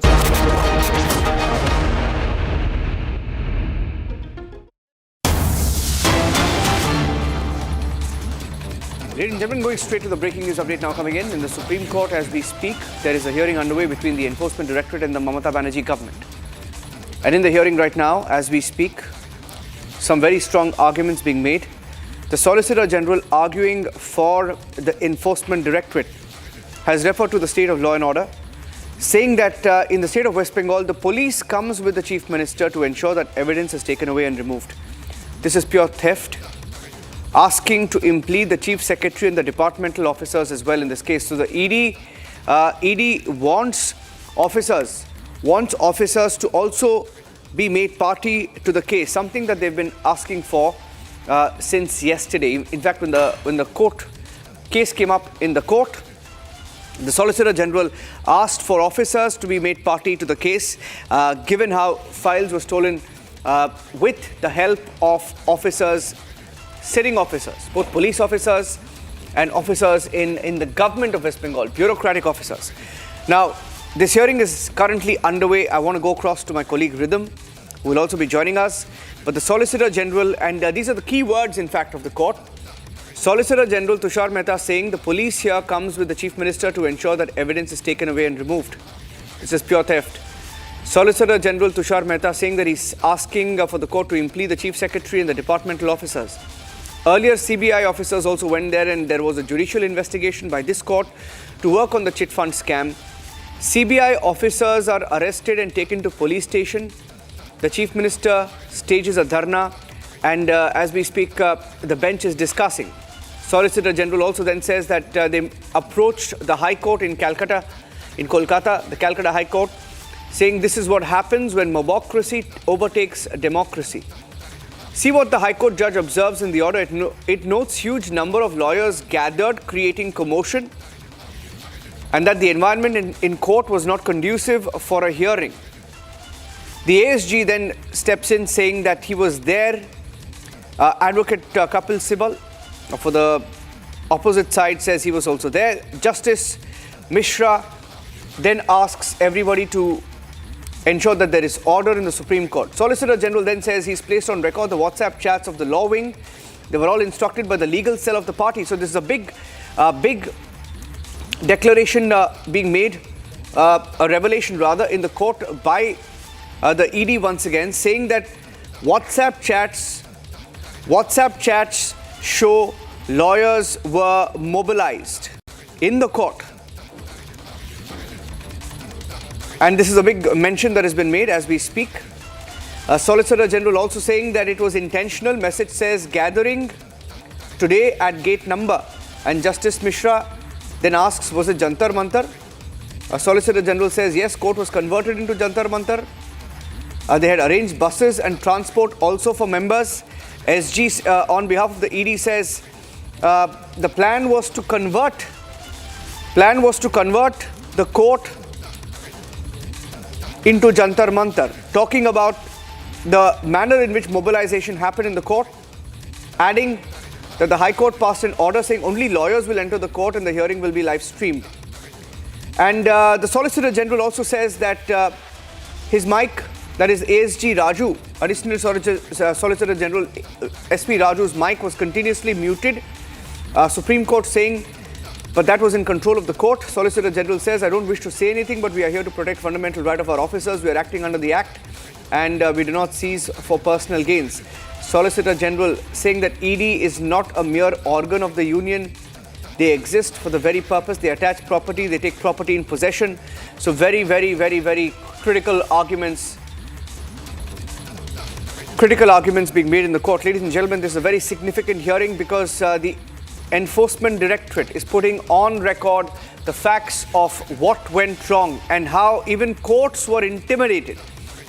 This is extremely significant. This is a political party not just fighting an agency fighting for its right, fighting for fundamental rights, fighting the government of Bengal and how Bengal government misused its state machinery to block an investigating agency.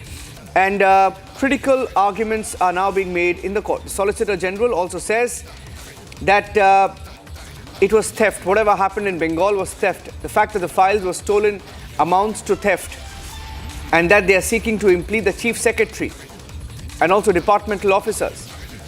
And they also want the acting DGP to be removed. So this is a battle between the state of West Bengal and the union. For all practical purposes, we'll go across and get some voices on the story.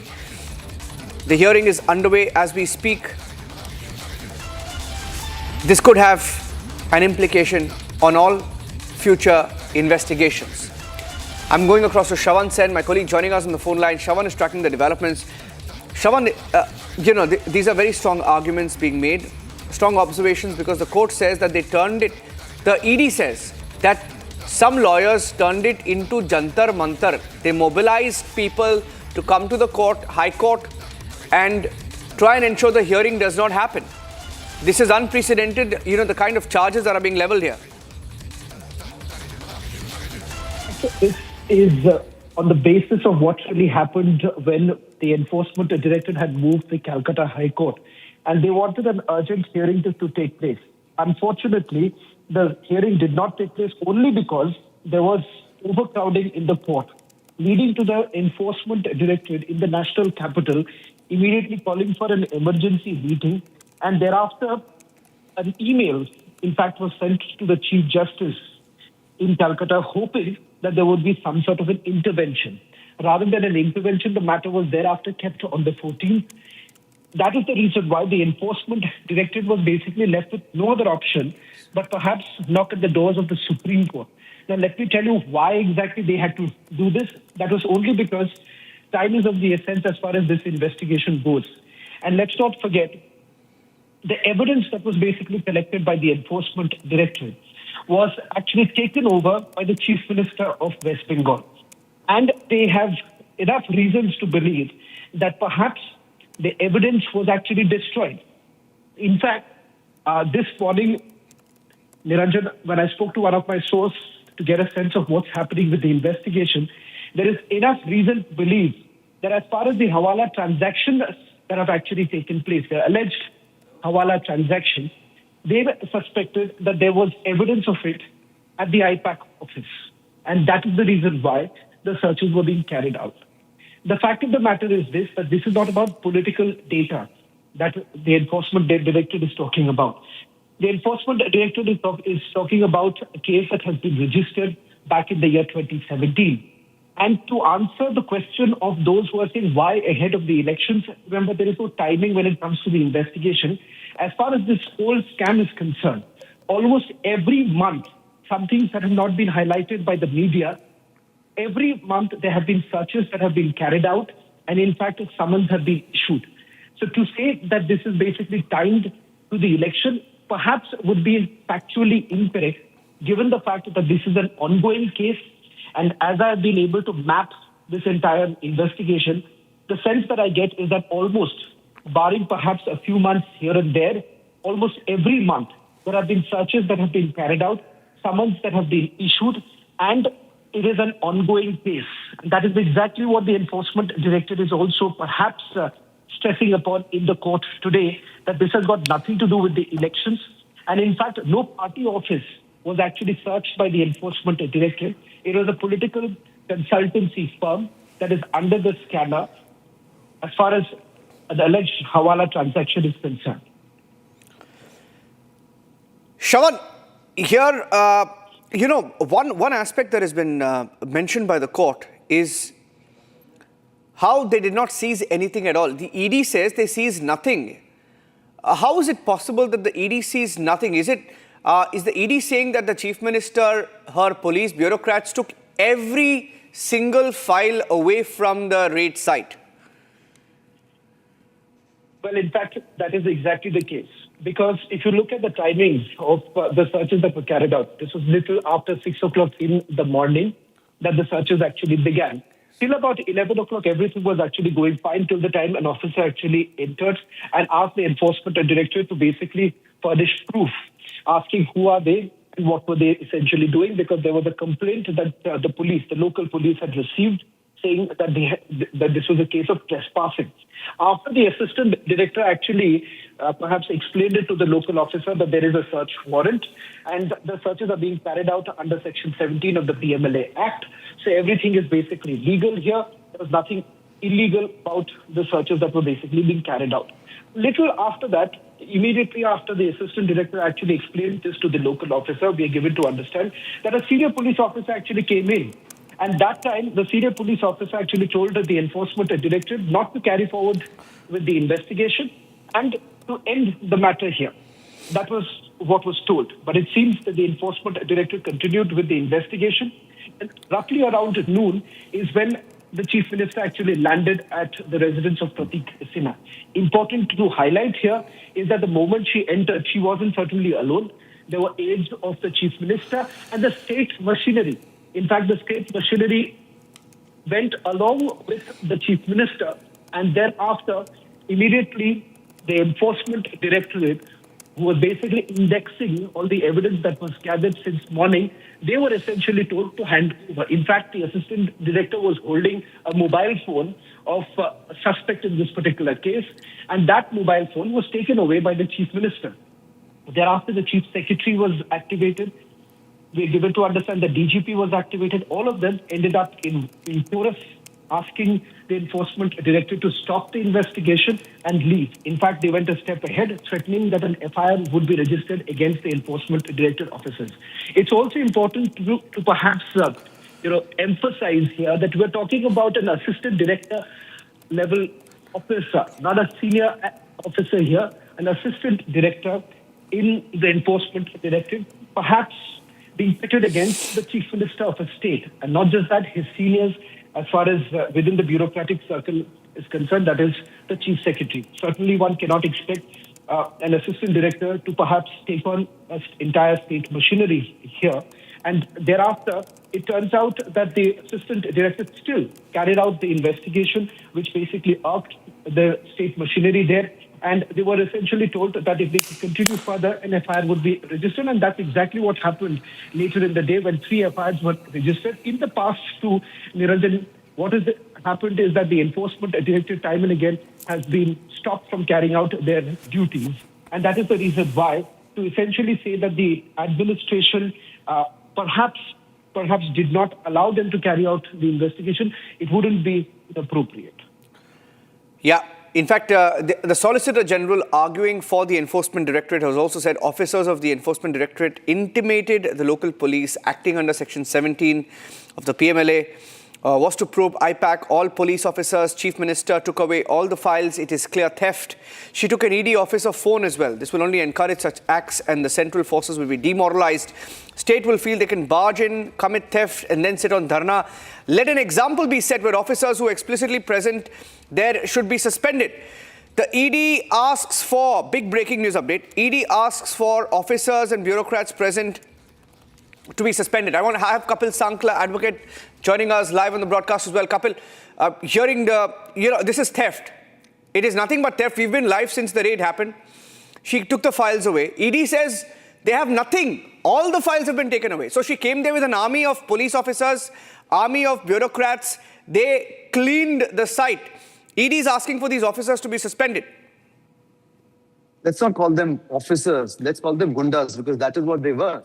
At the end of the day, let me understand this. Essentially, a private party is involved where raid occurs for certain acts or inacts done by them, where the state machinery is activated. The Chief Minister comes with certain people who say that we are officers, bureaucrats, police officers, and stop a lawful act being done, and thereafter, forcibly, with criminal intent, take away material evidence, which that amounts to theft. All right. So at the end of the day, let us not call them bureaucrats. Let us not call them IS officers or IPS officers or whatever they are. Let us call them who they were. They were gundas of a political party who entered and stopped a raid from being committed and a lawful act being committed.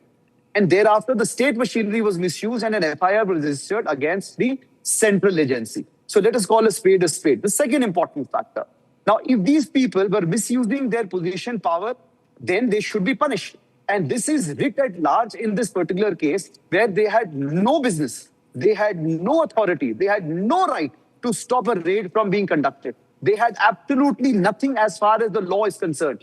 Here is the case where the ED is working under its lawful authority and the state machinery is misusing certain people for their own personal interest and stopping an organization or an investigating agency to do what is lawfully correct.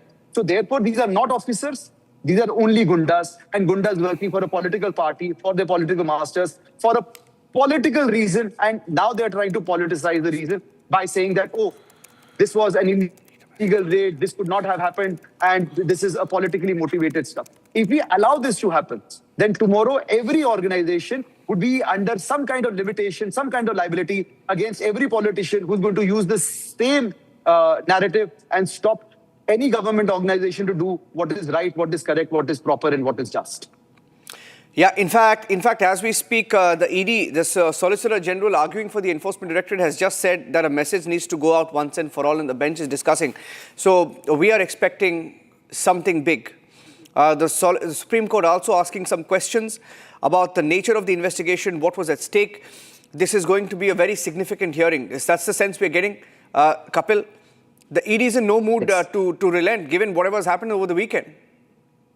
That is absolutely right, and they shouldn't. Because as we say, what is the narrative that is now created?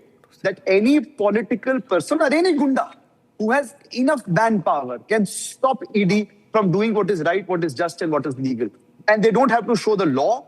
They don't have to show the precedent. They don't have to go to the court. All they need to do is get enough manpower. Perhaps, rightly or wrongly, police officers, non-police officers, to stop ED from doing what is proper.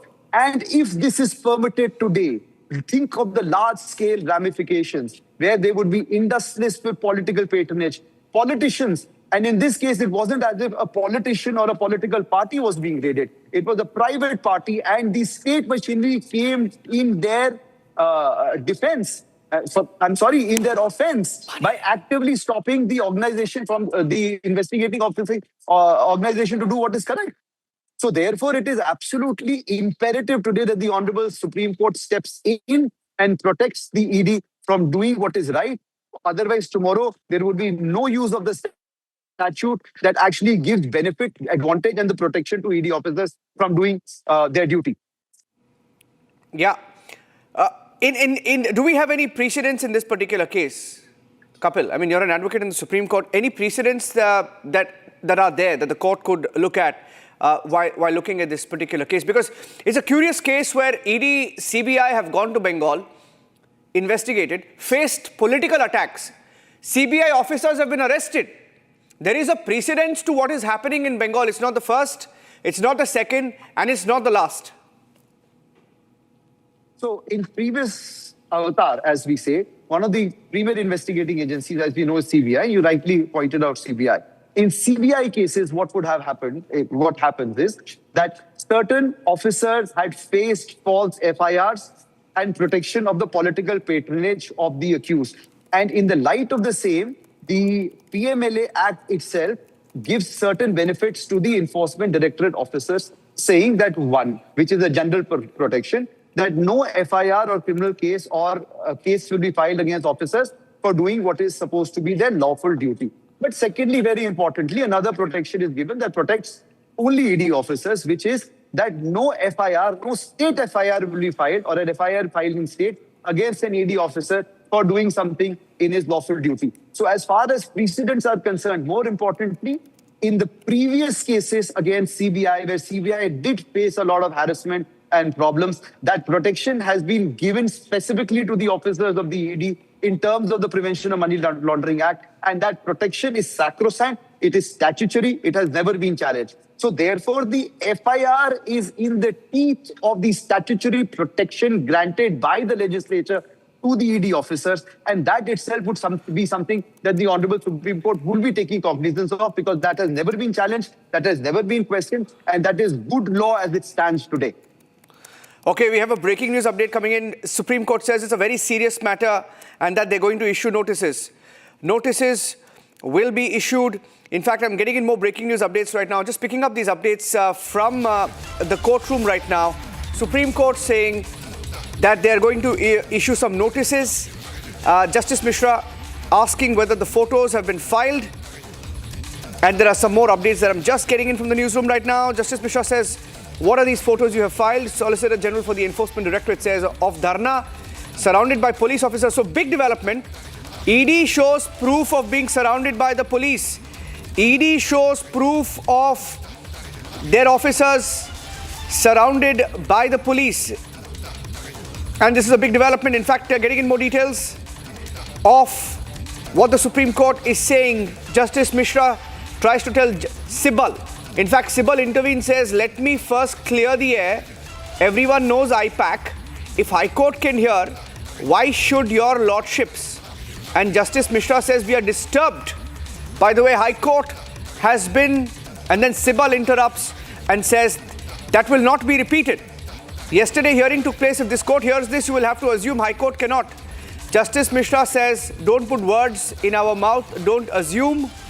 Sibal says this should be heard by High Court. It has Article 226 jurisdiction, that's the hierarchy. They are filing parallel proceedings. Dr. Abhishek Manu Singhvi then appears and says, without any ruckus, ED sought adjournment yesterday. They're now trying to admit. Kapil, they're admitting. In fact, Sibal says it will not be repeated. He says it will not be repeated.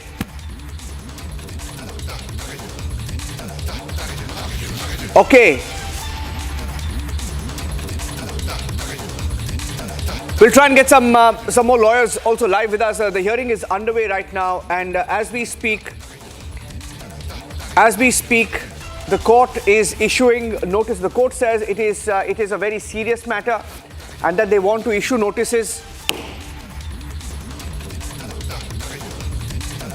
And they're very disturbed by what is happening in the High Court.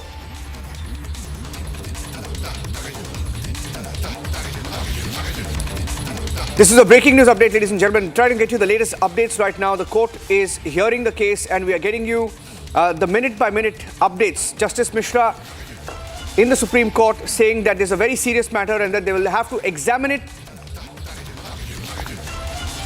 Abhishek Manu Singhvi has just intervened, saying that the court says we are adjourning it. Cyanide since case was pending here. And then Sibal says, IPAC, we all know that it takes care of elections in West Bengal. Formal contract between TMC and IPAC in 2021. Justice Mishra says elections in West Bengal is conducted by ECI or IPAC. And Sibal says all election data is confidential and it is all kept there. There will be a lot of information on candidates. Why was the news to go there in the midst of an election? Last statement in the coal scam was recorded on February 24th, 2024. What were they doing there since then? Why so keen in the middle of an election? It is all the info that is in the computers, and once you have that info, how do we fight the election? Chairman has the right to protect it, and thus we went there. So, Kapil Sibal arguing for the Bengal government and the Trinamool Congress and IPAC here, saying that all the election data, confidential data, was kept in the IPAC office, asking why ED had to go there. Why so keen in the middle of an election? And the Supreme Court has also said that they will be issuing notices, adding that this is a very, very serious matter, adding that what is ED in fact has said this is theft, this is nothing but theft. And Justice Mishra has said that that is the Supreme Court has observed that they're extremely disturbed by the way the High Court has been. And then Sibal interjects, says hearing happened yesterday just before the Supreme Court could talk about how disturbed they were by the manner in which the High Court was interrupted. And Supreme Court says that Sibal should not try and put words in their mouth and that they will decide what to assume and what not to. We'll try and go across to Ridhaman Bardwaj, also joining us live on the broadcast. She will be joining us any minute now. And the hearing is still underway, but the Supreme Court bench is discussing as we speak, and we should be able to get the breaking news update on what next in this particular case. Sibal also says that ED reached at 6:20 a.m. Chief Minister came at 12 p.m. and left at 12:15 p.m. and that they're also very disturbed as to why ED shall wait for 2 hours and then go to a place which is a part of the party office. And then he tries to draw the attention of the court to section 105 of the BNSS. Sibal says, please see the video recording. It is a blatant lie that all digital devices were taken. See that Panchnama also, this is just to create prejudice. He tries to claim that digital devices were not taken. Sibal argues, saying that digital devices were not taken by the Chief Minister, but there are visuals that show that digital devices were taken. Files were taken. So the arguments still continue in the Supreme Court.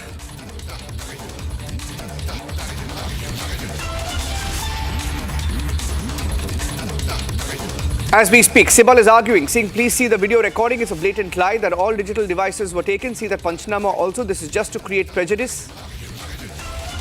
And the Solicitor General, a few minutes back, also said that a message has to go out once and for all. Kapil Sibal talking about what IPAC does, saying that he wants to make submissions and that he is appearing for the chairman of the Trinamool Congress, which is Mamata Banerjee. Kapil Sibal is appearing for Mamata Banerjee. But the Supreme Court making it clear that they are very disturbed by the manner in which the court was functioning, or rather how the court was disturbed. In fact, on the day of the raids, when they went to the court, there was no hearing in the court. I have my colleague Shivam also joining us with the latest updates from the courtroom. Shivam, any other updates that we have from inside the courtroom? If you can take us through what we have, the observations that are being made, the arguments being made. I'll share you the latest updates that we are fetching right now at this moment, and whatever is being said in the courtroom now. Kapil Sibal, the latest updates, let me share it with you. Kapil Sibal is saying, please see the video recording, and he's arguing, he's saying that it is a blatant lie that all digital devices were taken, and he is also trying to mention the Panchnama also, and he mentions that this is just to create a prejudice. Now, the other points which are mentioned by Kapil Sibal during the courtroom hearing, he said that ED reached around 6:20 a.m. and CM came at around 12 p.m. So he's trying to make an argument that the CM came a bit late, and he also mentioned that the CM left at around 12:15 p.m. But we were very much live during that time, and we saw she was there for a very long time. And Kapil Sibal also mentioned this arguments that he said, we are also very disturbed as to why ED shall wait for 2 years and then go to a place which is a part of the party office. While he was also mentioning to the section 105 of BNSS. Now, Justice Mishra has made a strong argument, strong point where he asks elections in West Bengal, is it conducted by ECI or IPAC? So that was the strong point by Justice Mishra which was given here. Now, Kapil Sibal also has mentioned here that all election data is confidential and it is kept there. So it's time and again the prime argument of the opposition, the TMC, is that the election data was there. It was all confidential data, but we very well saw how all the data, how the laptops and how the digital devices were taken by the Chief Minister, that is Mamata Banerjee. And also Kapil Sibal mentioned this fact that there were a lot of info on candidates, etc. The argument of candidate was again mentioned, but ED denies this time and again that this is nothing related to the candidates and why a candidate list, everything is in with IPAC. Kapil Sibal also mentioned why was the news to go there in midst of an election. So they are mentioning the reason of election again and again. And last statement in this whole scam, according to Kapil Sibal, it was recorded on February 24, 2024. What were they doing since then? So they're using the argument of the delay of the action which is being conducted, the raid being conducted by the ED. And also they are again and again mentioning the very point of why this is happening in the midst of election. It is also info that is in the computer. He's also said, once you have info, how do we fight the election? So they are trying to portray this as a way to decrease the value or know the candidate list that the TMC will be using or other sensitive information in context to the elections that will be coming. So they are turning the arguments, nothing related to the scam or whatever was done. They are trying to bring it to the point of election and their campaigning and their candidate list and the sensitive information that they have. Now also, what Abhishek Manu Singhvi, senior advocate AM Singhvi also said, the court says we are adjourning its cyanide case was pending here. Kapil Sibal has also mentioned that IPAC, we all know that it takes care of elections in West Bengal. So mentioning of IPAC again and again in the context of elections in West Bengal, this is the main point here. And he also mentioned the formal contract between TMC and IPAC in 2021. So this was also mentioned. But the strong arguments, yesterday also ED had mentioned this very clearly. We don't have any data with us, we don't have any information with us, because most of the information, as we saw Niranjan that day also, most of the evidence was taken away by Mamata Banerjee in her private vehicle. She was there during an ED raid, which was never seen before incident that happened that time. So ED has its argument and the live proceedings which are happening. Let me get back to you and give more details. And Justice Mishra also said, we are very disturbed in the way High Court has been, and Kapil Sibal also mentioned that hearing happened yesterday. The court will have to assume that High Court cannot deliver justice. So these are the arguments which are being given by Kapil Sibal. Also, the Supreme Court also said you cannot put words in my mouth. We will decide what to... joining us. Priyanka Tibrewal is joining us. She's an advocate and she's also a leader of the BJP. But I want to go across to her from a legal point of view. This is an admission in court. Kapil Sibal has said a few minutes back, Priyanka, he has just said, he has admitted that it was only the laptop. He says it was only the laptop of Pratik Jain and mobile phone of Pratik Jain was seized and she left the premise. I mean, he makes it look so simple. He says, yes, he used the word seized. Mamata seized the laptop, seized the phone, took it away. She took the personal iPhone and laptop which have the election information. So it's an admission in the courtroom that she stole the evidence. Well, it looks like that the ED did not conduct the raid. It was Mamata Banerjee who went to conduct the raid, and whatever she found, she took it from there. So whether it was stealing or what she was planning to do or what was there in her mind, which she wanted to hide from the people, that's the big question. But here I would state that the Supreme Court has correctly pointed out that it is the Election Commission of India who is supposed to conduct the elections, but not IPAC. When they say that, certain data were there at the IPAC, now tell me, Mr. Kapil Sibal should enlighten us that where anywhere in the country is there a law, is there any section which says that if a political party has certain documents in one place, then that office has to be cordoned and it cannot be investigated. by any agencies when such investigation in a matter is going on. There is no such law. I think Mr. Sibbal should explain clearly on that.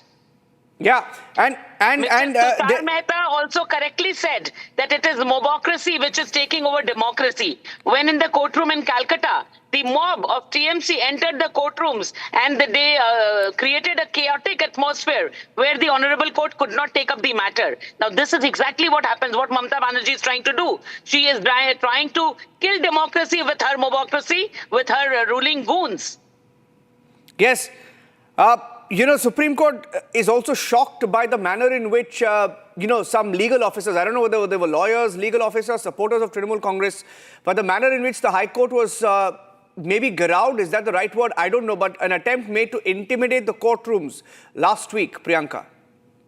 Well, Mamata Banerjee has always said that, you know, she wasn't aware about the kind of corruption which was happening in Bengal by her own ministers. But today, this has been proved that not only is she aware, but she is supporting them. Otherwise, a sitting chief minister would not go to anybody's office to hide things which were supposed to be seized by the ED because there were things to be hidden. When a company is being investigated for money laundering because there was certain amount of money which was transferred from one state to the other. Why? Because of this Trinamool Congress who was fighting the elections at Goa and certain transactions have been done.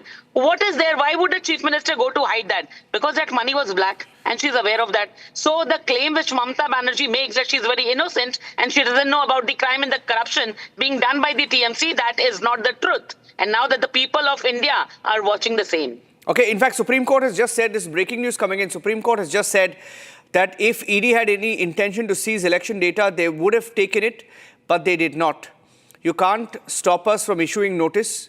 Then Sibal says, of course we can't, but we're only trying to persuade you. But the ED has also argued that a message should be sent once and for all, given that it has happened again and again and again in West Bengal. With CBI, with ED, several times officers have been attacked, officers arrested. Your take on that?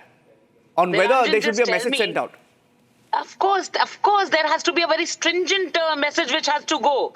Because this is the second time consecutively which is happening. Once the CBI officers are arrested because they were performing their duties when they went to Rajiv Kumar's house. And this is for the second time that chief minister enters and she picks up things and steals things, documents from there and goes.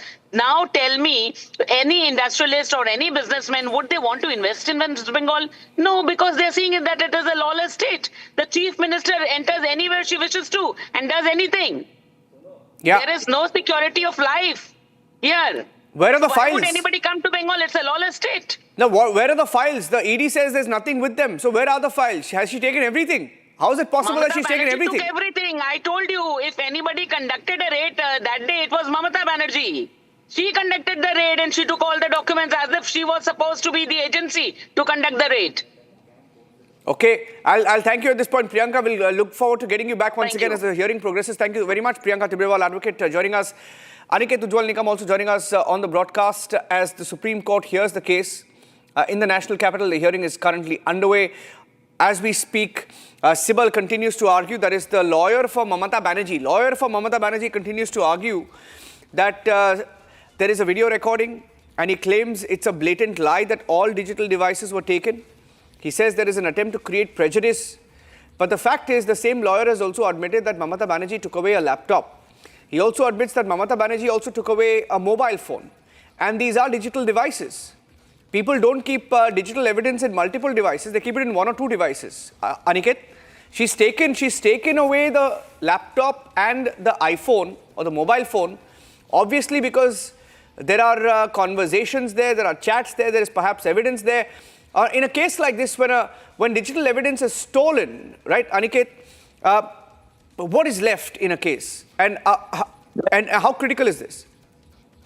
This is extremely critical, and I believe law and order in West Bengal is completely collapsed.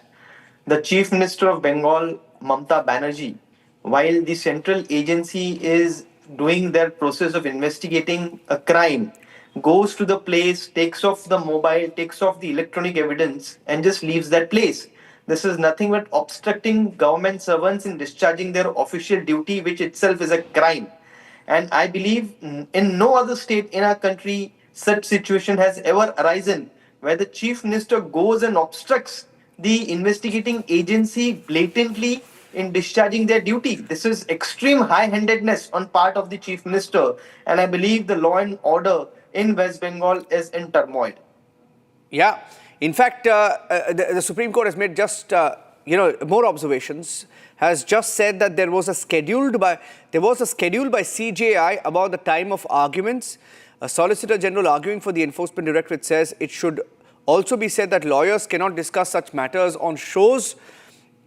Kapil Sibal, who's Mamata Banerjee's lawyer, says also a circular so that your officials don't leak details to the journalists of their liking. Supreme Court saying this is not the place for this. So this is a fiery hearing that is currently underway in the Supreme Court. I wanted to get your take on it because the ED has said that a message should be sent once and for all, given that this has happened in Bengal not once or twice, but several times. See, if the investigating agency is allowed to be interfered with like this by the concerned state government, then in our country there will be total chaos.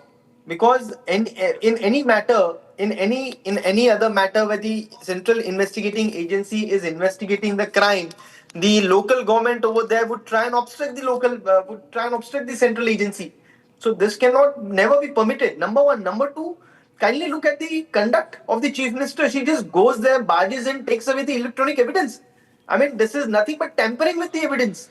This is a clear-cut cognizable offense committed, where you try to interfere with the investigating agency and also takes away the material that is there, that should ideally be with the investigating agency, is lying with the Chief Minister. Yes, absolutely. Now, okay, we have some more developments right now as we speak in the courtroom. Mamata Banerjee's lawyer says under Section 66, if there is any offence, it has to be reported to the probe machinery of the state. They are saying that charge them with these offences like trespassing, etc., when the Panchanama contradicts it. What is the role of police in a situation like this? Will their FIR really stand in the court of law when they claim trespassing, Aniket? No, see, the investigating agency had gone there to investigate an offence or a complaint that was there. So they were completely within their rights to investigate and to seize material under a Panchanama. Now, over here, the situation is that while they were doing it, this entire process was, an attempt was made to stall it for the reasons best known to the Chief Minister. But the claim of the West Bengal police that they have committed an offence of trespass, so on and so forth, will not stand because the investigating agency is just doing their job. They are investigating and they are trying to inquire and find out something, whether an offence has been committed or not. Now, if they go, suppose what they are saying is that you should have come here, given 10 days notice in advance, then anybody would try and destruct the evidence in between. Yeah. The entire purpose of going there unannounced is not to give them a chance to, destruct the evidence. Yes, Supreme Court, CJI, in fact, getting in some more details right now of the hearing that is underway. Let's get you some more details. Getting in more arguments that are being made. Justice Mishra says that there's some circular issued by CJI that should apply on limitations of time for counsels to argue. The Solicitor General for the Enforcement Directorate says there should also be a circular restraining media interview on such matters. Sibal then says, Mamata Banerjee's lawyer then says there should be a circular that CBI and ED should not be leaking information to journalists of their liking. Now, this is something that is being argued inside the court, and at this point, we are waiting for the counsels. In fact, the bench is discussing the matter. We are waiting for more updates, live updates from inside the courtroom. And the last update also being that Mamata Banerjee's lawyer says that if there is any offence, it has to be reported to the probe machinery in the state, adding that they're saying that charge them with these offences like trespassing, etc., when the Panchanama contradicts it. And there is an argument between both the Enforcement Directorate and Mamata Banerjee's lawyer on discussing such matters on public debates. And Mamata's lawyer also saying that there is a selective leak that happens, to several journalists, etc. Now, this is a high-stakes battle. It's ahead of elections in Bengal. And IPAC is the organization, the consultancy that handles the campaign for the Trinamool Congress. Now, they're questioning the timing the timing of this case, Aniket, but is that a relevant argument, saying that since February last year there was no development, not even last year, since February 2024, there was no development, but after 2 years, suddenly there's a development, there's a raid? They are going to allege motives, but that does not make any difference, because if the investigating agency has reason to go there and search the premises, then they have the reason. Merely by saying that it is just before the elections, it is around the elections, that is a defense that is being taken by the West Bengal government. See, that's not really the point. The point is, if there is nothing, then nothing will really come out. But then who entitles or empowers a sitting chief minister to just barge in and obstruct a central investigating agency in this manner? Because if this is permitted, tomorrow every government, there would be a constant conflict between the state and the center. Where if the government is different, they will just come and stop the central agencies from doing their job. This is not what what our federal structure of our constitution means. Yeah. Abhishek Manu Singhvi is now arguing for the state of West Bengal and the DGP. He says this is forum shopping. Can he call it forum shopping? He says, I also raised the issue of forum shopping where the prayers are same in High Court and Supreme Court. Yes, you had an issue on the 9th of January, but you cannot be an excuse to ride two different horses. Sometimes emotions go out of hand, and we understand what the court is saying. Relevant test is yesterday. Supreme Court says emotions cannot go out of hand repeatedly. And then the Solicitor General for Enforcement Directorate says in an orchestrated manner. So the courts are not taking it well on how there was an attempt to perhaps intimidate, if I can use that word, the courts in Calcutta. Right. We all have seen the manner in which the courts were, crowded, and people were raising slogans and were raising their voices over there, and it was complete chaos. That's what we had read and seen. So nobody would want that any can hijack judiciary in such a manner. And see, the Supreme Court is seized of the matter. Supreme Court will do what it has to do. We cannot really second guess. But the point remains that the high-handedness is extremely clear on part of the West Bengal government in the manner in which they have conducted themselves. And it is for the Supreme Court, Honorable Supreme Court, to decide on this. Yeah. Aniket, thank you at this point. The story is developing. We'll try and get you back in a short while from now. The hearing is underway. We'll try and go across to our reporters in West Bengal on the ground as well, and outside the Supreme Court. Supreme Court saying that they are disturbed by the developments in the Calcutta High Court and how there was an attempt to intimidate the courtrooms as well. So let me try and go across to the developments coming in.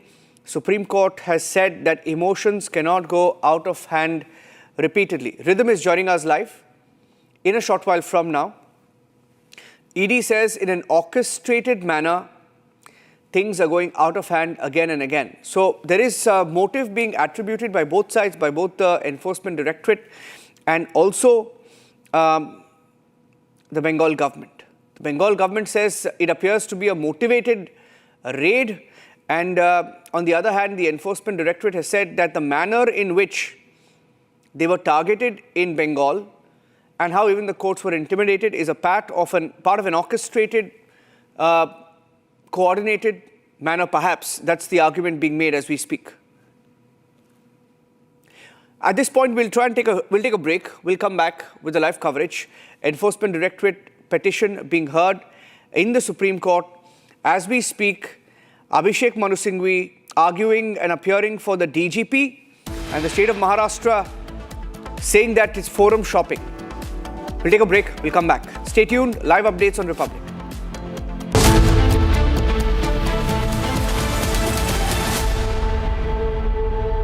थोड़े में ज्यादा स्वाद ये तो है इसकी खास बात। वाओ मम्मा, क्या स्वाद है? अरे मेरे राजा।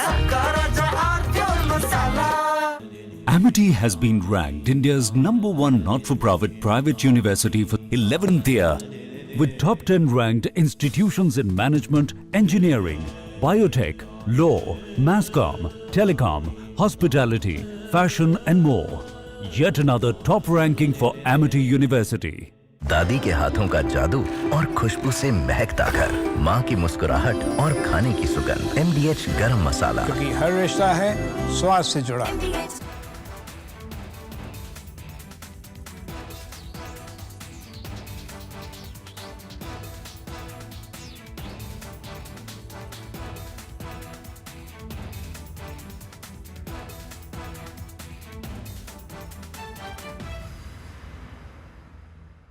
The icy cold waters of the Atlantic Ocean are getting hot, and how? The United States, in an overnight operation, has seized 2 oil tankers, one in the North Atlantic near Iceland, the other one near the Caribbean Sea. The one caught or seized near Iceland is Russia flagged, and the one that's caught near the Caribbean Sea was apparently a shadow tanker, a dark tanker carrying Venezuelan oil to China. Now, both the tankers were carrying Venezuelan oil, which is sanctioned by the United States. There is an embargo. It's interesting and a little curious how the 2 tankers could leave such heavily guarded waters, which are guarded both by the US Coast Guard and the US Navy, and reach this far. In fact, in the case of the merchant vessel Marinera, which is Russia flagged and was caught near...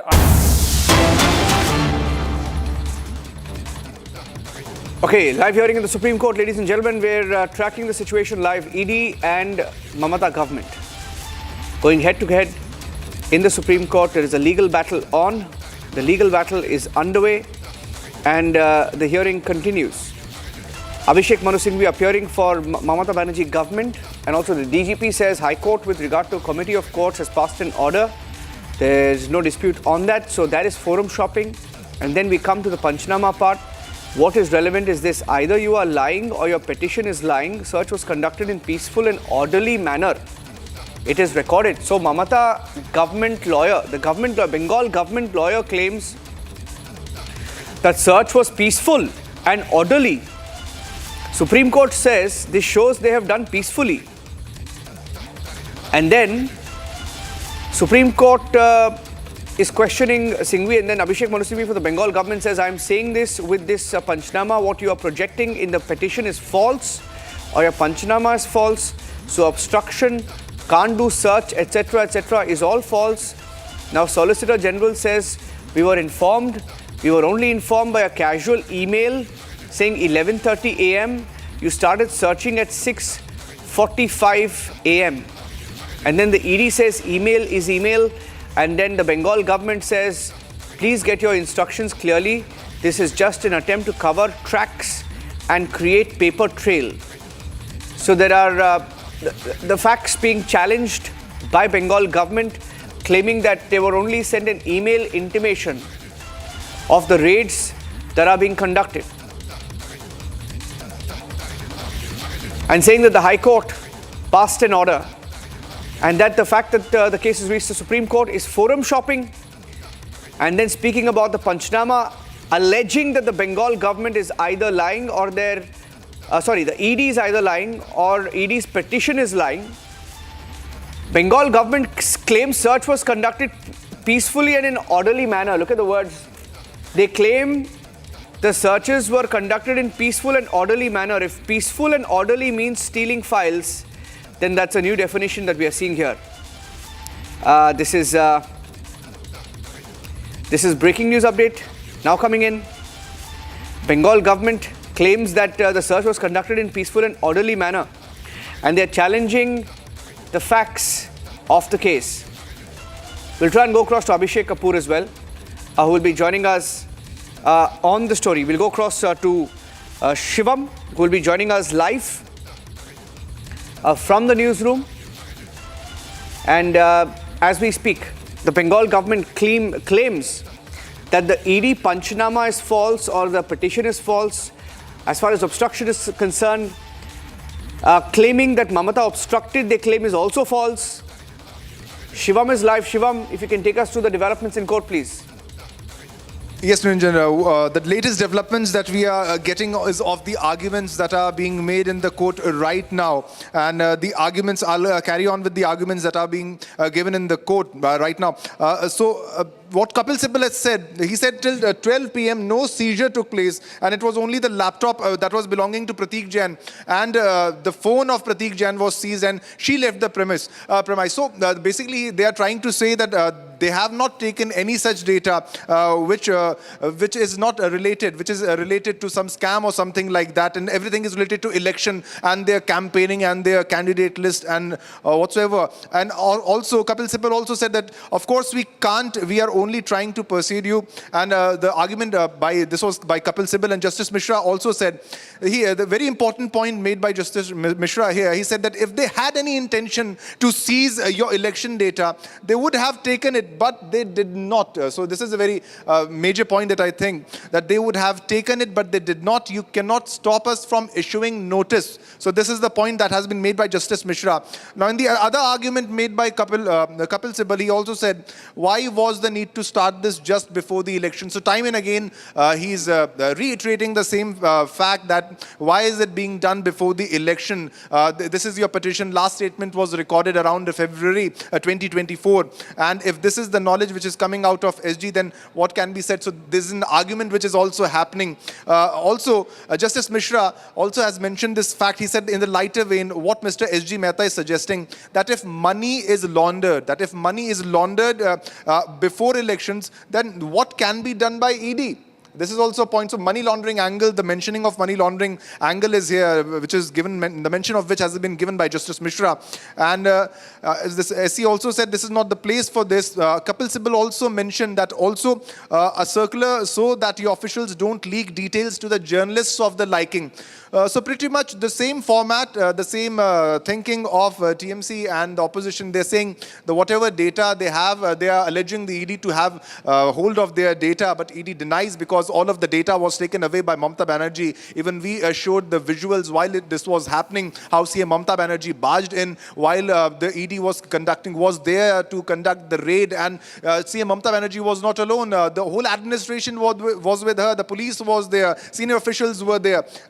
Also, Kapil Sibal made this argument. He said also a circular should be given that your officials don't leak details of to the journalists of their liking. So again and again they are mentioning the sensitivity of the data that ED might have, though ED has already denied the very fact. And also, Justice Mishra also said that there was a schedule by